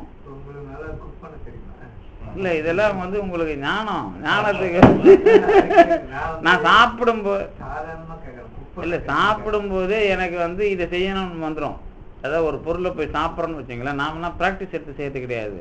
இப்போ வந்து பன்னீர் நல்ல மசாலா அந்த காளானில் சாப்பிட்றோன்னு வச்சுங்களேன், வீட்டுக்கு போய்ட்டு அதேமாதிரி என்னால் செய்ய முடியும். ஏன்னா அப்படி அது செஞ்சு சாப்பிடும் நம்ம, அதெல்லாம் ஒன்றும் பிரச்சனை இல்லை. அது என்ன அப்படின்னு கேட்டிங்கனாக்கா, ஆனால் அவன் போடுற மசாலா போட மாட்டோம், நாம் பயன்படுத்துகிற பொருள்லேயே அந்த டேஸ்ட்டை வச்சு நாம் சாப்பிட்ருவோம். அதெல்லாம் ஒன்றும், ஏன்னா அந்த மசாலா ஏன் போட மாட்டோம்னா 2 வகையில், அது நமக்கு பேர் தெரிஞ்சு அதை போய் வாங்க போகிறதும் கிடையாது, ரெண்டாவது நமக்கு நல்லதும் இல்லை. அதனால நம்ம இஞ்சி தான் எல்லாத்துக்கும், கொத்தமல்லி இஞ்சியும் போட்டிங்கன்னா வேலை முடிஞ்சிருச்சு. அந்த இஞ்சி போட்டிங்கன்னா உங்களுக்கு செரிக்கும் செஞ்சிடும். இஞ்சி போட்டிங்கன்னா எல்லாத்துலேயும் இஞ்சி கலந்து பாருங்கள், உங்களுக்கு எந்த ப்ராப்ளம் இருக்காது, செரிமான ப்ராப்ளமே இருக்காது. அதுதான் முக்கியம். இஞ்சி தான் ஒரு பெரிய மகத்துவம், அது நமக்கு வீட்டு பிள்ளைங்களுக்கு தெரியாது. இல்லை தெரிஞ்ச இஞ்சி எல்லாத்துலேயும் போட்டாங்க, பெருங்காயம் போட்டாங்கன்னா சாப்பாடு அடுத்த வேலைக்கு ஒழுங்காக பசிக்கும், இல்லைன்னா பசிக்காது, வேற ஒன்றும் இல்லை மேட்ரு. இப்போ வந்து நீங்கள் அந்த உளுந்து முதல்ல நல்ல உளுந்து இருக்கணும், அரிசி நல்ல அரிசி இருக்கணும். சரி, இப்போ அரிசி உங்களுக்கு எப்படி கிடைக்குது, அதெல்லாம் ஒரு மெத்தட். இது எல்லாமே எதில் விட்டு அத்துதத்தில் போய் கூட்டிடுங்கிறதுல வரும். இப்போ இது கூட்டுறதுனா என்ன அப்படிங்கிறத தெரிஞ்சுக்கணும்னா இது எல்லாமே முதல்ல முறையாக மாற்றுறது, இதெல்லாம் ஈட்டிய தவம். முதல்ல நல்ல அரிசி கிடைக்கணும். அரிசி எங்கேருந்து நல்ல அரிசி வரும்? முதல்ல அந்த நீங்கள் இட்லிக்குன்னு ஒரு கார் அரிசி இருக்குது, இல்லை 5050 இருக்குது, இல்லை 5020 இருக்குது அப்படின்னு ஒரு அரிசி செலக்ட் பண்ணுறீங்கள, இந்த அரிசி நல்லா விளையணும்.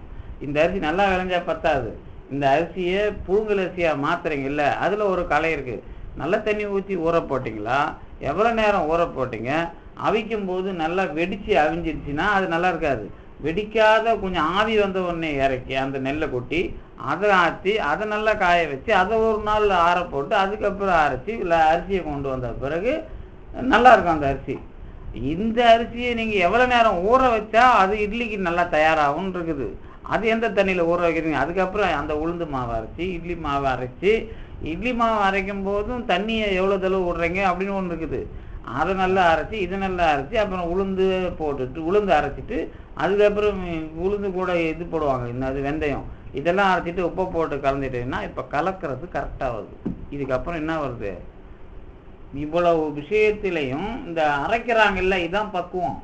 இந்த பக்குவத்தை தாண்டி தோசை சுடும்போது சுடுற ஒரு மெத்தட் இருக்குது. தோசை எப்படி சுடுவீங்க தெரியுமா? வீட்டில் தோசை எப்படி சுட்டா நல்லா இருக்கும்? முதல்ல கல் சூடாக இருக்கணும். கல் சூடாக இருக்கணும். அதுக்கப்புறம் ஒரு சிலருக்கு நல்ல அந்த நைஸாக அந்த நல்லா காஞ்சி போனால் பிடிக்கும். நீங்கள் தோசை ஒரு பக்கம் ஒரு மாதிரி இன்னொரு பக்கம் ஒரு மாதிரி அனுபவிக்கிறீங்களா வீட்டில்? அது அனுபவிக்க கூடாது. 2 பக்கமும் சமமாக எப்படி வரணும் கேட்டிங்கன்னா, தோசை கல் சூடில் ஊற்றுறீங்கல்ல, அந்த புள்ளியாக நிறைய வர்றதுக்குள்ளே திருப்பிடணும். ரொம்ப புள்ளி வந்துருச்சுன்னா ஒரு பக்கம் ஹார்டாக இருக்கும், ஒரு பக்கம் சாஃப்டாக இருக்கும்.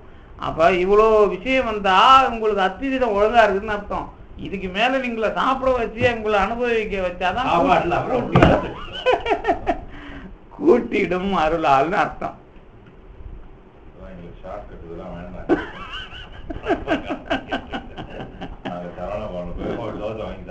அவ்வளோதான்.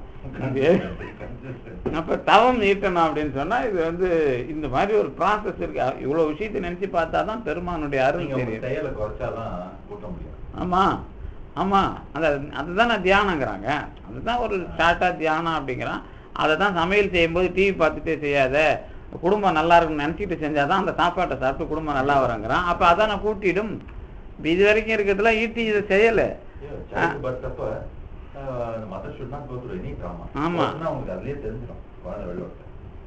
அதை நீங்கள் ஏதோ சரி மகிழ்ச்சியாக இருக்கணும்னு பண்ணிடக்கூடாது. எல்லாத்தையும் மகிழ்ச்சியாக இருக்கும். இப்போ எல்லாரும் ஜாலிகளாக எல்லாத்தையும் சாப்பிட வேற வச்சிடறாங்க, ஹோட்டலில் சாப்பாட்டை சாப்பிட வச்சிடறாங்களா, அது வந்து உப்பி போகுது. இப்போ பிறந்த உடனே குழந்தைங்கலாம் உப்பி போகுது. இப்போ பார்க்குற குழந்தைங்கலாம் இவ்வளோ பெருசான வருது, இப்போ எதுவும் சின்னதாக வரலையே, வயிறு எதுவுமே வந்து அடங்கலையே இப்போ யாருக்கும். அதனால் இதெல்லாம் கூட்டிடும் குறைகள் கூடுமாறு அடுத்த பாட்டை தொடங்கி வைப்போம். ஆனால் அடுத்த பாட்டில் வந்து ப்ராப்ளம் நிறைய இருக்குது, அதனால் நாளைக்கு தான். அது பல்நிறம் கவரும் ஞான வாய்மை தலைப்பு உங்களுக்கு என்ன கொடுத்துக்கிறாங்க? 7ஆம் சூத்திரம் இயல்பு. 7ஆம் சூத்திரம்னா அது கொடுத்துக்கிறாரா? இது நம்ம இது ஞான வாய்மை இதெல்லாம் வந்து இது அது இன்னும்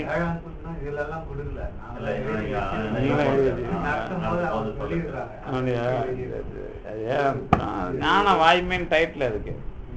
இன்னும் நம்ம தருமபுராதின பதிப்பு கொஞ்சம் நல்ல ஸ்டாண்டர்டான பதிப்பு, பழைய பதிப்பு ஒன்று. அவங்க கொஞ்சம் இதெல்லாம் சிலதெல்லாம் சேர்த்தே கொடுத்துருப்பாங்க. சிவபிரகாசத்துக்கு வந்து இதுக்கு என்னென்ன அர்த்தம் அப்படிங்கிற மாதிரி சிலதெல்லாம் அந்த ரெண்டு வரி முன்னாடி இருக்கும். அந்த மெய்கண்ட ஒரு அர்த்தம். திருக்குறள் எழுதி வச்சிருக்கேன். அது சாதாரண அர்த்தம் என்ன சொல்லுங்க. இந்த இதுதான் சார்பு உணர்ந்து சார்பு உணர்ந்து மற்றும் சார்பு உணர்ந்து சார்பு கெட ஒழுகின் சார்தரும் நோய் அழித்து. அது கிடையாது, மற்ற சார்தரார் நோய். பாட்டை கரெக்டா சொல்லுங்க, பாட்டை கரெக்டா சொல்லுங்க.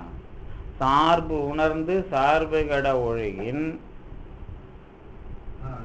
நான் எழுது தப்பா எழுதினான்னு தெரியல.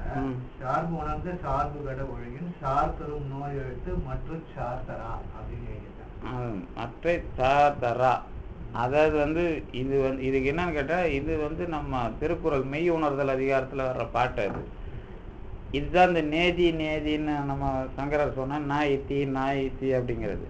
முதல்ல சார்பை நீங்க 36 தத்துவத்தையும் நீங்க முதல்ல தெரிஞ்சுக்கணும். இப்ப நான் இது எதுக்கு அனுபவிக்கிறேன்னு கேட்டீங்கன்னா, கர்மத்தாளன்னு தெரிஞ்சுக்கணும். அப்புறம் அதுல போகக்கூடாது அப்படின்னு நாம நிக்க ஆரம்பிக்கிற காலத்துல மற்ற சார்தரும் சார்தரா, இந்த சாராத விஷயத்த ஒண்ணு தரும், அதான் கூட்டிடும். ரொம்ப அழகா சொல்லியிருப்பார் திருவள்ளுவர். அது அந்த பாட்டு. இந்த நோய்ங்கிறது பிறப்பது, வேற ஒண்ணும் இல்லை.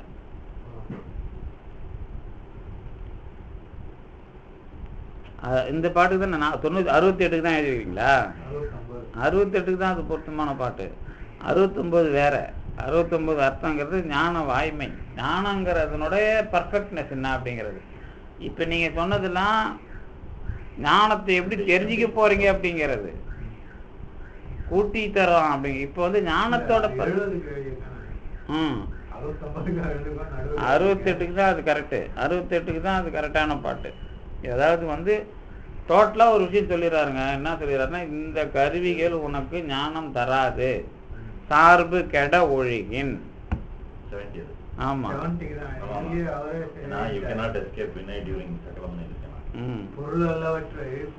அது பொருள் அல்லவற்றை பொருள் என்று உணரும், பொருள் அல்லவற்றை பொருள் என்று உணரும், மருள் அல்லவற்றை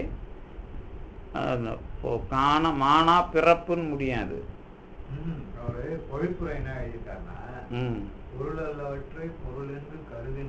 அது ஒரு திருக்குறள் தாங்க. அதான் திருக்குறள் வச்சுதான் எழுதுகிறாரு. மருள் நிலையில் ஞானம் மறைத்தே நிற்கும். மருள் நிலையில் ஞானம் மறைந்தே நிற்கும். அது வந்து சார்பு வந்து சார்பு கடன் இருக்கும் அருள் நிலையில் ஞானம் வெளிப்பட்டு நிற்கும் என்பது கருத்து. ஆமா, என்ன மருளானாம் பிறப்பு அப்படின்னு எழுதியிருப்பாரு நம்ம திருவள்ளுவர் பயன்ல. பொருள் அல்லவற்றை பொருள் என்று காணும், மருள் அல்லவற்றை காணா பிறப்புன்னு எழுதியிருப்பார். நீங்க கவலையப்படாதீங்க, அதை நம்ம பார்த்துக்கலாம். இது வந்து என்னன்னு கேட்டீங்கன்னா, அந்த எஸ்கேப் ஆகுறது, எதையாவது எடுத்து போட்டு எஸ்கேப் ஆகுறது. எது இப்போ நீங்க வந்து இன்னொரு திருக்குறள் அது இதுன்னு எடுத்து போட்டு எஸ்கேப் ஆகிட்டீங்கன்னா வேலை முடிஞ்சு போச்சு இல்லை உங்களுக்கு.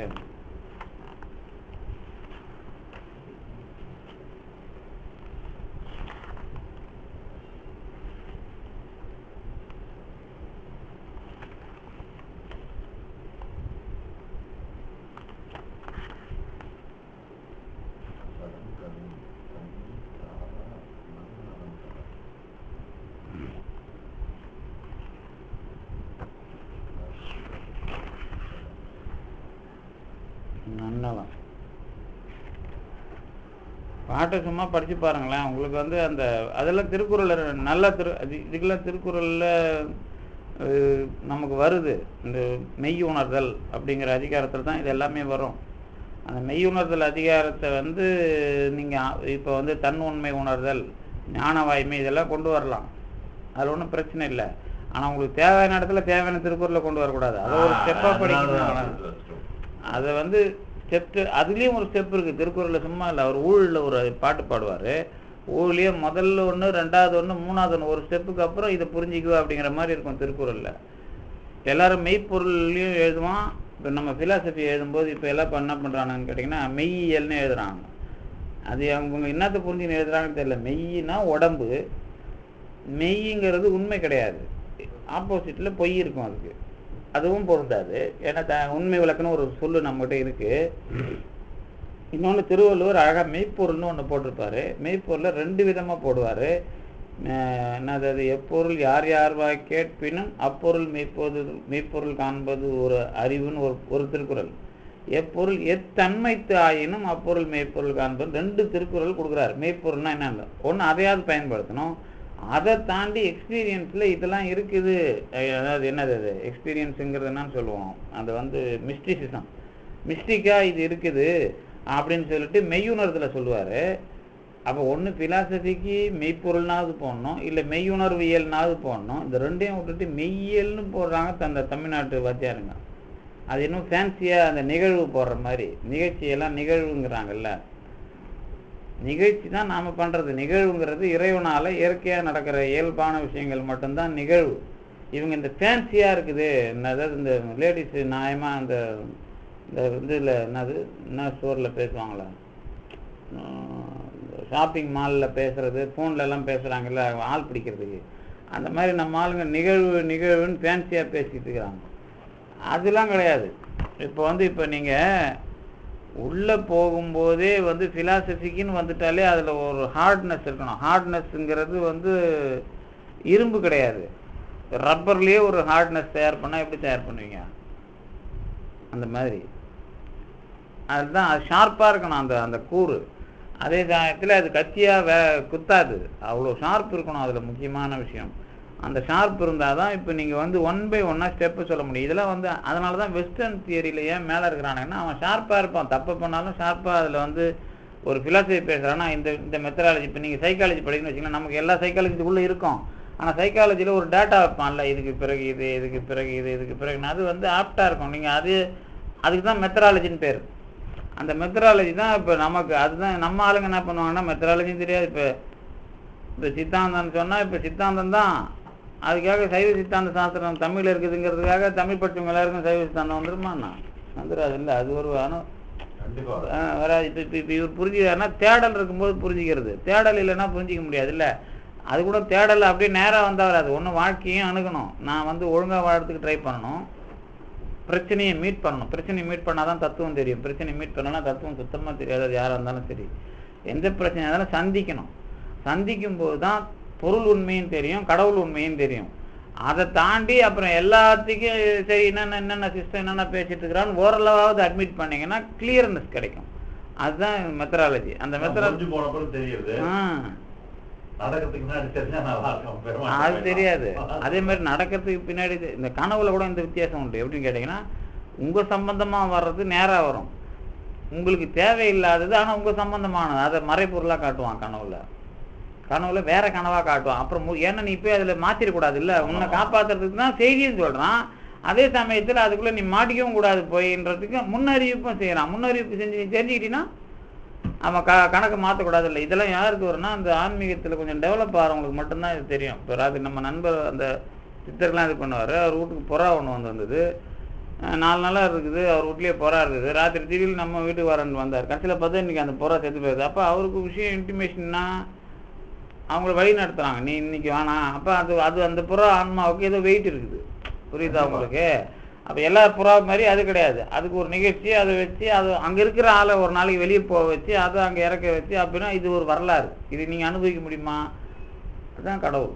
அதை தான் நாம் என்ன பண்ணோன்னா, இதுக்கெல்லாம் பெரிய வரலாறு இருக்குது அப்படிங்கிறது நமக்கு தெரியாது இல்லை. அதுக்குள்ளே யார் வராங்க அப்படின்னா அதான் ஞான வாய்மை. ஞானத்தை உணர்த்துற முறை வேற, ஞானத்தினுடைய வாய்மை வேற. ஞானத்தினுடைய வாய்மைங்கிறது தான் உங்களுக்கு என்ன டைட்டில் கொடுத்துருக்காங்க இல்லை, இயல்புக்கு தானே வாய்மை. அந்த இயல்புக்கு பேர் கொடுத்தா வாய்மை. இயல்புன்னு சொல்லிட்டா அதில் எதுவுமே இருக்காது, அடையாளம் இருக்காது. அடையாளம் சொன்னால் வாய்மை. இயல்பு என்பது ஞானம். வாய்மைன்னு என்ன சொல்லுவீங்க? மெய்யும்பீங்க. அப்புறம் என்னப்பா ஞானம் மெய்யுங்கிறீங்க அப்படின்னு கேட்டால் என்ன சொல்லுவீங்க? அதனால தான் அவருக்கு அது ஞானத்தினுடைய இயல்புன்னு போட்டார். ஞானம் என்பதனுடைய தன்மை, ஞானத்தன்மை எப்படிப்பட்டது அப்படின்னு கேட்டிங்கன்னா, அதுக்கு அதோட உண்மையை நான் சொல்கிறேன் அப்படின்னு சொல்கிறார்.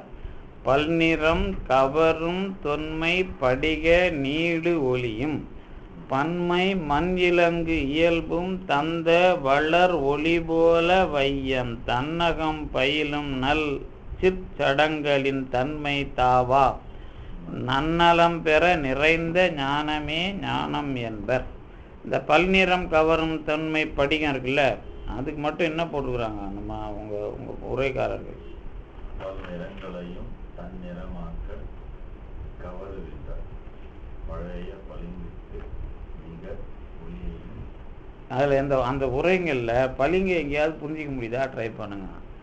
அதுதான் இந்த உரைக்காரங்கள் வந்து அந்த பளிங்குக்கு அதாவது அட்லீஸ்ட் பளிங்கையாவது புரிஞ்சுக்கிறாங்களான்னு பாருங்க. இப்போ உங்களுக்கு படிக்கிறதுனால அந்த பளிங்கு என்னன்னு நீங்க எனக்கு சொல்லணும். இப்போ அதுதான் அதுல பெரிய இது. அதுக்கு அவர் எதை பார்த்தாருன்னு தெரியல. ஓ, அது கரெக்ட். அது என்னன்னு கேட்டீங்கன்னா பல்நிறம் கவரும் தொன்மை, அது எவ்வளோ டிஸ்டன்ஸில் முடியுதோ அவ்வளோ டிஸ்டன்ஸில் தான் அது ரிஃப்ளெக்ட் பண்ணும். இது வந்து இழுக்கிறது இல்லை. இது அந்த பளிங்குங்கிறது கண்ணாடிக்கு வரும். எந்த கண்ணாடி? முகம் பார்க்குற கண்ணாடி இருக்குல்ல, முகம் பார்க்குற கண்ணாடி சொன்னால் தான் இதில் அர்த்தம் பொருத்தமாக இருக்கும். ஆக்சுவலாக எனக்கு தெரிஞ்சு இதெல்லாம் ஒரு பேராகிராஃப்ல எக்ஸ்பிளைன் பண்ண முடியாது. பண்ணா அவள அவன் வந்து லைன் இது டிரான்ஸ்லேட் தான் பண்றான். எனக்கு தெரிஞ்சு இன்டர்பிரட் பண்ணி அதோட எஃபெக்ட் கொடுக்கல. அது ரெண்டு மாதிரி.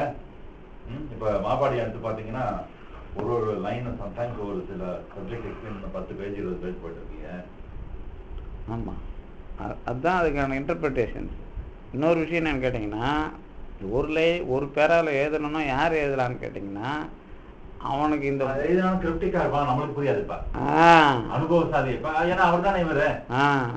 அதுதான் முதல்ல எழுதிட்டார், பாட்டில் எழுதிட்டார்ல. இப்போ நீங்கள் சொல்லும்போது வந்து அதை அந்த முறையாக இன்டர்பிரட் பண்ணி கொண்டுட்டு வந்தீங்கன்னா அதை பண்ணிடலாம். அதான் அதில் ஒரு இன்ட்ரெஸ்டிங்காக. அதில் இன்னொரு ஒரே இடத்துல ஒரு விஷயம் என்னன்னு கேட்டிங்கன்னா, முதல்ல அந்த பாட்டுக்கு நேராக ஒரு விஷயம் சொல்லணும், அதுக்கப்புறம் இதோட அடிப்படை என்னங்கிறத சொல்லணும். குறைஞ்சபட்சம் ஒரு பக்கத்தில் 2 பக்கத்தில் அது முடிக்கணும். முடிச்சாக்கா வரும். அது மட்டும் இல்லாத இன்னும் சில பேர் சில சொல்லுக்கெல்லாம் நேராக என்ன அர்த்தம் எழுதுன்னு தெரியாமல் திணறிட்டு இருப்பாங்க. ஏன்னா பாட்டு மொத்தமாக எழுதும்போது அவங்களுக்கு எழுத முடியும், ஆனால் சில சொல்ல பிரித்து எழுதிட்டாக்கா அவங்களுக்கு பிரச்சனையாக இருக்கு. அதனால சொல்ல பிரித்து நாளைக்கு இதை படிச்சுட்டு வேற யாராவது தப்பா போயிடுவாங்க. ஆமாம், அதுக்கு என்ன பண்ணுறது? இப்போ இதுக்கு என்ன வருது அர்த்தம் தான். எனக்கு பெருமான் வந்து தமிழ்ல தெரியாம பண்ணிட்டாரு. படிக்கிறதே கிடையாது.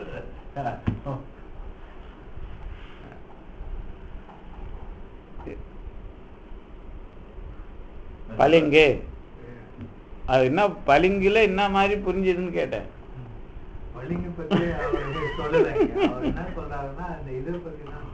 திருக்குறள்லாம் எழுதிக்கிறீங்க, பளிங்கு எழுதாத விட்டீங்களா? அதான் என் கேள்வி.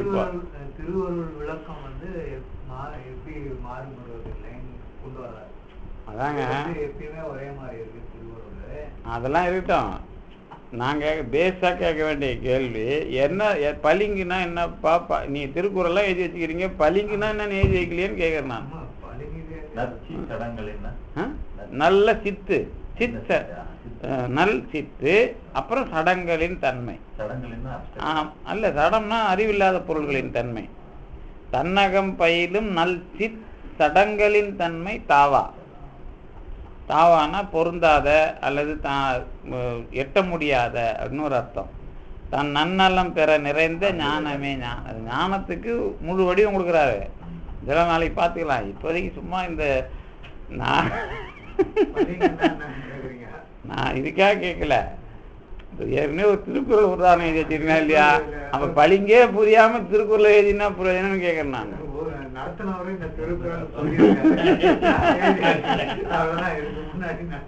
அடுத்தது காட்டும் பளிங்கு போல் நெஞ்சம் கடுத்தது காட்டும் முகம்னு திருவள்ளுவர் எழுதியிருக்காருல்ல. அது என்ன சொல்றாரு? பார்க்குற முகத்தை காட்டுற மாதிரியே உன்னுடைய நெஞ்சத்துல கடுத்த இன்னும் விஷயம் இருக்குது, அதை முகம் காட்டும் அப்படின்னு பளிங்குக்கு உதாரணமா சொல்றாருல்ல. அதை எப்படி புரிஞ்சுக்கிறோம் நாம? அதை புரிஞ்சிட்டாக்கா இப்போ எக்ஸில் பார்த்தீங்கன்னாக்கா இது பளிங்கன்னு இவங்க எல்லாருக்கும் என்ன ஞாபகம் வந்துடும் கேட்டிங்கன்னா, ஸ்படிகம் ஞாபகம் வந்துடும். ஸ்படிகம் கிடையாது, இது முகம் பார்க்குற கண்ணாடி. அதுதான் இதில் இருக்கிற ப்ராப்ளம். இந்த விஷயத்தை நீங்கள் திருவருட்பயனிலையும் சந்திக்கலாம். ரெண்டும் சொல்லுவார் அவர். அதுக்கு தான் என்ன பண்ணுவார், ஸ்படிகம் சொல்ல வரும்போது ஒளி கவரும் தம்பம் பார். ஒளி கவரும் தம்பனா பின்னாடி பூச்சி இருக்காது. இதுக்கெல்லாம் வந்து பளிங்குன உடனே இவங்க எல்லாம் என்ன பண்ணுவாங்க, ஸ்படிகத்துக்கு போயிடுவாங்க. பின்னாடி அந்த பூச்சி இருக்கும். இது கண்ணாடி, முகம் பார்க்குற கண்ணாடி. அதுதான் இதில் இருக்கிற உதாரணம். அப்படி பண்ணிங்கன்னா தான் உங்களுக்கு விளக்கம் வரும், இல்லைன்னா வராது.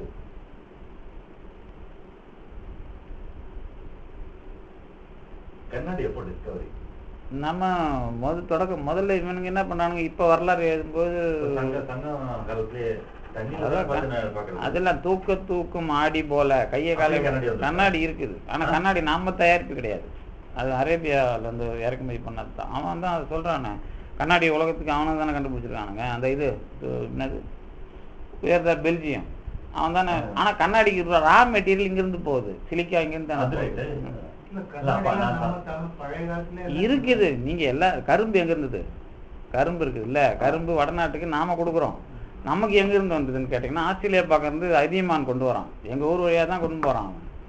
மரக்காணம் துறைமுகம் இந்த இப்போலாம் நீங்கள் அடிச்சோடே கிடையாது, போகிறீங்கள ஈஸியாரில். அந்த மரக்காணம் வந்து மிகப்பெரிய துறைமுகம்.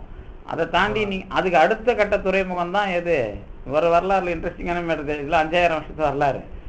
அரிக்கைமேடு போகிறீங்களே, பாண்டிச்சேரி தாண்டி அரியாங்குப்பம் போகிறீங்களே, அரியாங்குப்பத்தில் இப்போ ரோம் நாணயம் உங்களுக்கு ரோம் அந்த கிண்ணம் அந்த இது தீங்கெல்லாம் கிடைக்கும். இப்போ நீங்கள் தகுத்தப்பு போனீங்கன்னா உங்களுக்கே கிடைக்கும் கையில்.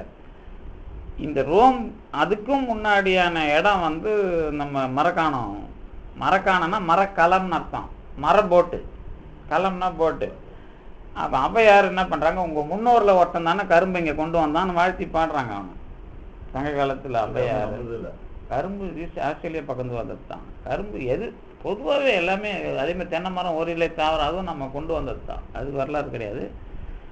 அந்த பழைய ஆலமரம், அதுதான் நம்மளுக்கு ஆலமரம். அந்த ஊசி இலை காடு தான் ஆக்சுவலாக இது எது தமிழ்நாடு அந்த இமயமலை வர்ற காலத்தில் இது ஊசி இலை காடு. எல்லா மரங்களும் பயன் தரும் மரங்களும் அப்புறம் சமூகம் வளர கொண்டாந்து சேர்க்கறது தான். இது அங்கங்கே இயற்கையாக காடுகளில் கடவுள் படைக்கிறான், அதை நம்ம கொண்டாந்து சேர்க்குறோம்.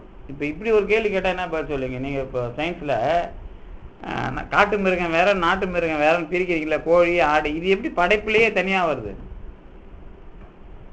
படைப்புலேயே இது வீட்டில் தானே வருது, காட்டில் போய் அப்போ அது மாதிரி தான் நாம் தாவரங்களை கொண்டாந்து டிரான்ஸ்பிளான்ட் பண்ணி அந்த சுச்சுவேஷனுக்கு ஏற்ற மாதிரி அது கொண்டு வர்றது. ஆனால் எல்லாமே எல்லாத்தோடைய சுச்சுவேஷனில் இன்னைக்கு மாற்றுறது வேற, அது தப்பு இல்லை. ஏன்னா நீங்கள் 5000 years பேக் போனீங்கன்னா சிவிலைசேஷன்னா நம்ம சிவிலைசேஷன் தான் மோஸ்ட் டெவலப்டு. அதுல என்ன சந்தேகம்? ஆமா, அப்ப இங்கதான் நம்ம ஏதாவது எக்ஸ்பெரிமெண்ட் பண்ணிருப்பானே தவிர இல்ல பொருள்.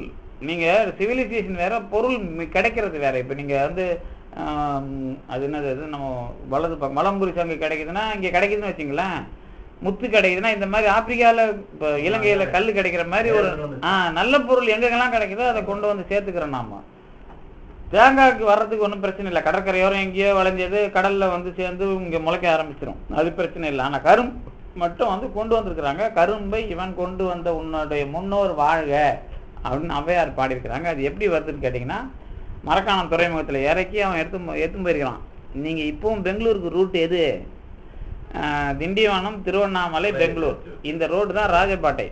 இன்னைக்கு நம்ம காஞ்சிபுரம் டு திருக்கிழக்குன்றம் ராஜபாட்டை மகாலிபுரத்துக்கு பல்லவ மன்னர்கள் வந்து காஞ்சிபுரத்தில் இருந்துக்கிட்டு மாமல்லபுரம் போகிற ராஜபாட்டை தான் ஒரே ரோடு. நீங்கள் எந்த ஊருக்கு போனாலும் ஒரே ரோடு இருக்குதுன்னா பழமையான ரோடு வந்து ராஜபாட்டை. அதுக்கு முன்னாடி ராஜபாட்டை பெரிய அரசர்கள் வர்றதுக்கு முன்னாடி சின்னவங்க இருந்தது தான். இந்த ரோடு அணைக்கட்டுலேருந்து இதுலேருந்து வர இது வருது, நம்ம கிராண்ட் அணைக்கட்டுலேருந்து சிதம்பரம் வரைக்கும் 2 பக்கம் 180 தலம் இருக்கு. ஆமா, சின்ன ரோடு. ஆமா, நேர ரோடு. அதான் சோழ சாம்ராஜ்யத்தோட ரோடு. அதெல்லாம் சோழர்கள் பண்ணி வச்ச ரோடு. தஞ்சாவூர்ல இருந்து வர்றது இதெல்லாம். ஜெயங்கொண்ட அணைக்கட்டு தானே சொல்றீங்க? ஜெயங்கொண்டம் அணைக்கட்டு. நான் சொல்றது வந்து மேலே திருக்காட்டுப்பள்ளி, அதான் திருவையாறு, அப்புறம் வந்து பழனம். இங்க இருந்தே ஆரம்பிக்கும். சிதம்பரம், காட்டுமன்னார் கோயில், அங்கிருந்து ஜெயங்கொண்டம், இப்படித்தான் மாளிகை மேடு எல்லாம் போகுது இல்ல. இதெல்லாம் அவங்க அரண்மனை இங்க இருந்தது தானே. அரண்மனை இங்கே வச்சுக்கிட்டாங்க பிற்காலத்துல, இந்த ராஜேந்திர சோழன் அரண்மனை. இது நேரம் உங்களுக்கு நீங்க காவிரி கரையை ஒட்டியே போகும், இங்க கிடிலக்கரையில வந்து முடியும். இப்ப இது வந்து ரொம்ப பழசு. இது பேர் அதியமான் பெருவழின்னு பேரு. எது? மரக்காணத்துலேருந்து திருவண்ணாமலை வழியாக தருமபுரிக்கு கிருஷ்ணகிரிக்கு போகிற ரோடு அதியமான் பெருவழி. இப்போவும் 12 கல் இருக்கும். 12 அதியமான் பெருவழியில் 12 கல் நட்டு வச்சுருக்கான். இந்த தொலைவுக்கு இவ்வளோ கல்லுன்ட்டு. இதுதான் ரொம்ப முன்னாடி இருந்த வழி. இவன் அதியமான்லாம் யாருன்னு கேட்டிங்கனாக்கா சேர சோழ பாண்டிய டெவலப்மெண்ட் ஆகிற காலத்தில் இருந்த குறுநில மன்னர்கள். அவங்களுக்கு முன்னாடி இனக்குழு தலைவராக இருந்த அதியமான் பரம்பரை. அது அதியமான் பரம்பரை, பாரி பரம்பரை, ஓரி பரம்பரை, இதெல்லாம் வள்ளல் குழு. வள்ளல்னா என்னன்னு கேட்டிங்கன்னா சிற்றரசர் கிடையாது. இவங்க அந்த ஊரில் விளையிறத பங்கிட்டு கொடுக்குறவங்க, இவ்வளோதான். இது வந்து ராஜாங்கம் கிடையாது, இது வந்து பொது உடைமை சமுதாயம் மாதிரி. இந்த சமுதாய காலத்தில் தான் கரும்பு இங்கே கொண்டு வந்திருக்கிறான். இந்த கரும்பை தான் அசோகர் இங்கேருந்து கொண்டு போய் ஈக்கு நட்டார். அங்கே இன்னமும் கரும்புக்கு ஈக்குன்னு தான் பேர். நம்ம தமிழில் தான் ஈக்குன்னு பேர். அதுக்கு ஈக்கு அப்படின்னா கரும்பு. அவன் ஈக்கும்பான் கரும்பை. வடநாட்டில் நீங்கள் கரும்புக்கு பேர் ஈக்கு. இங்கே எப்படி நம்ம மதுரையில் வந்து சங்க இலக்கியங்களில் பெரும்பாலான ஓசைக்கு எது வரும்னு கேட்டிங்கன்னா கரும்பு ஆலை தான். இவங்க கரும்பு ஆலைக்கு மேலே சயின்ஸில் டெவலப் பண்ணிக்கல. கரும்பை சுற்றுறாங்கல்ல, அந்த சவுண்டு வந்து கடல் ஓசை மாதிரி கேட்குது அப்படின்லாம் நிறைய பாட்டு இருக்குது. இந்த கரும்பு அரைச்சாங்கல்ல, சாறு எடுத்தாங்கல்ல, இது நீங்கள் இன்னைக்கு இங்கே பார்க்க முடியாது. நார்த் இந்தியா போங்க, அந்த கரும்பு அந்த மெஷின்லாம் இன்னைக்கு அங்கே பார்க்கலாம். நீங்கள் இன்றைக்கும் வீடு வீடாக கிராமங்கள்ல அதை வச்சுன்னா அரைச்சிக்கிட்டு நல்லா வெள்ளம் காய்ச்சிடுறாங்க. இப்போ வடநாட்டில் இதான் மெத்தடு. எதுக்கு சொல்ல வந்தேன்னு கேட்டால், இப்போ நீங்கள் இந்த வரலாறுக்கு உள்ளே வரும்போது தான் கண்ணாடி தெரியும் உங்களுக்கு. சங்க இலக்கியங்களில் கண்ணாடி தூக்கும் பாவை. கையை கண்ணாடி முன்னாடி நீங்கள் கையை தூக்குனீங்கன்னா அதுவும் தூக்கும். இன்னொரு தோல் பாவை வேற, இதை வச்சு தான் தோல் பாவை வருது. அது இந்த பொம்மலாட்டம் காட்டுறாங்கல்ல, அது வந்து நூலை வச்சு எடுக்கிறது. அதுக்கும் இதுக்கு வித்தியாசம் உண்டு. கண்ணாடியா இதுன்னு இந்த ஒரு ஆராய்ச்சி டைரக்டா. திருவள்ளுவர் தான் அடுத்தது காட்டும் பளிங்கு போல் நெஞ்ச பளிங்கு சொல்லிடுறாருல திருக்குறள்லயே. மூஞ்ச காட்டுற கண்ணாடி மாதிரிங்கிறார்ல. கண்ணாடிங்கிற பேர் பின்னாடி வருது. பளிங்குங்கிறது முகம் பார்க்குற கண்ணாடிங்கிற முதல் பேர்.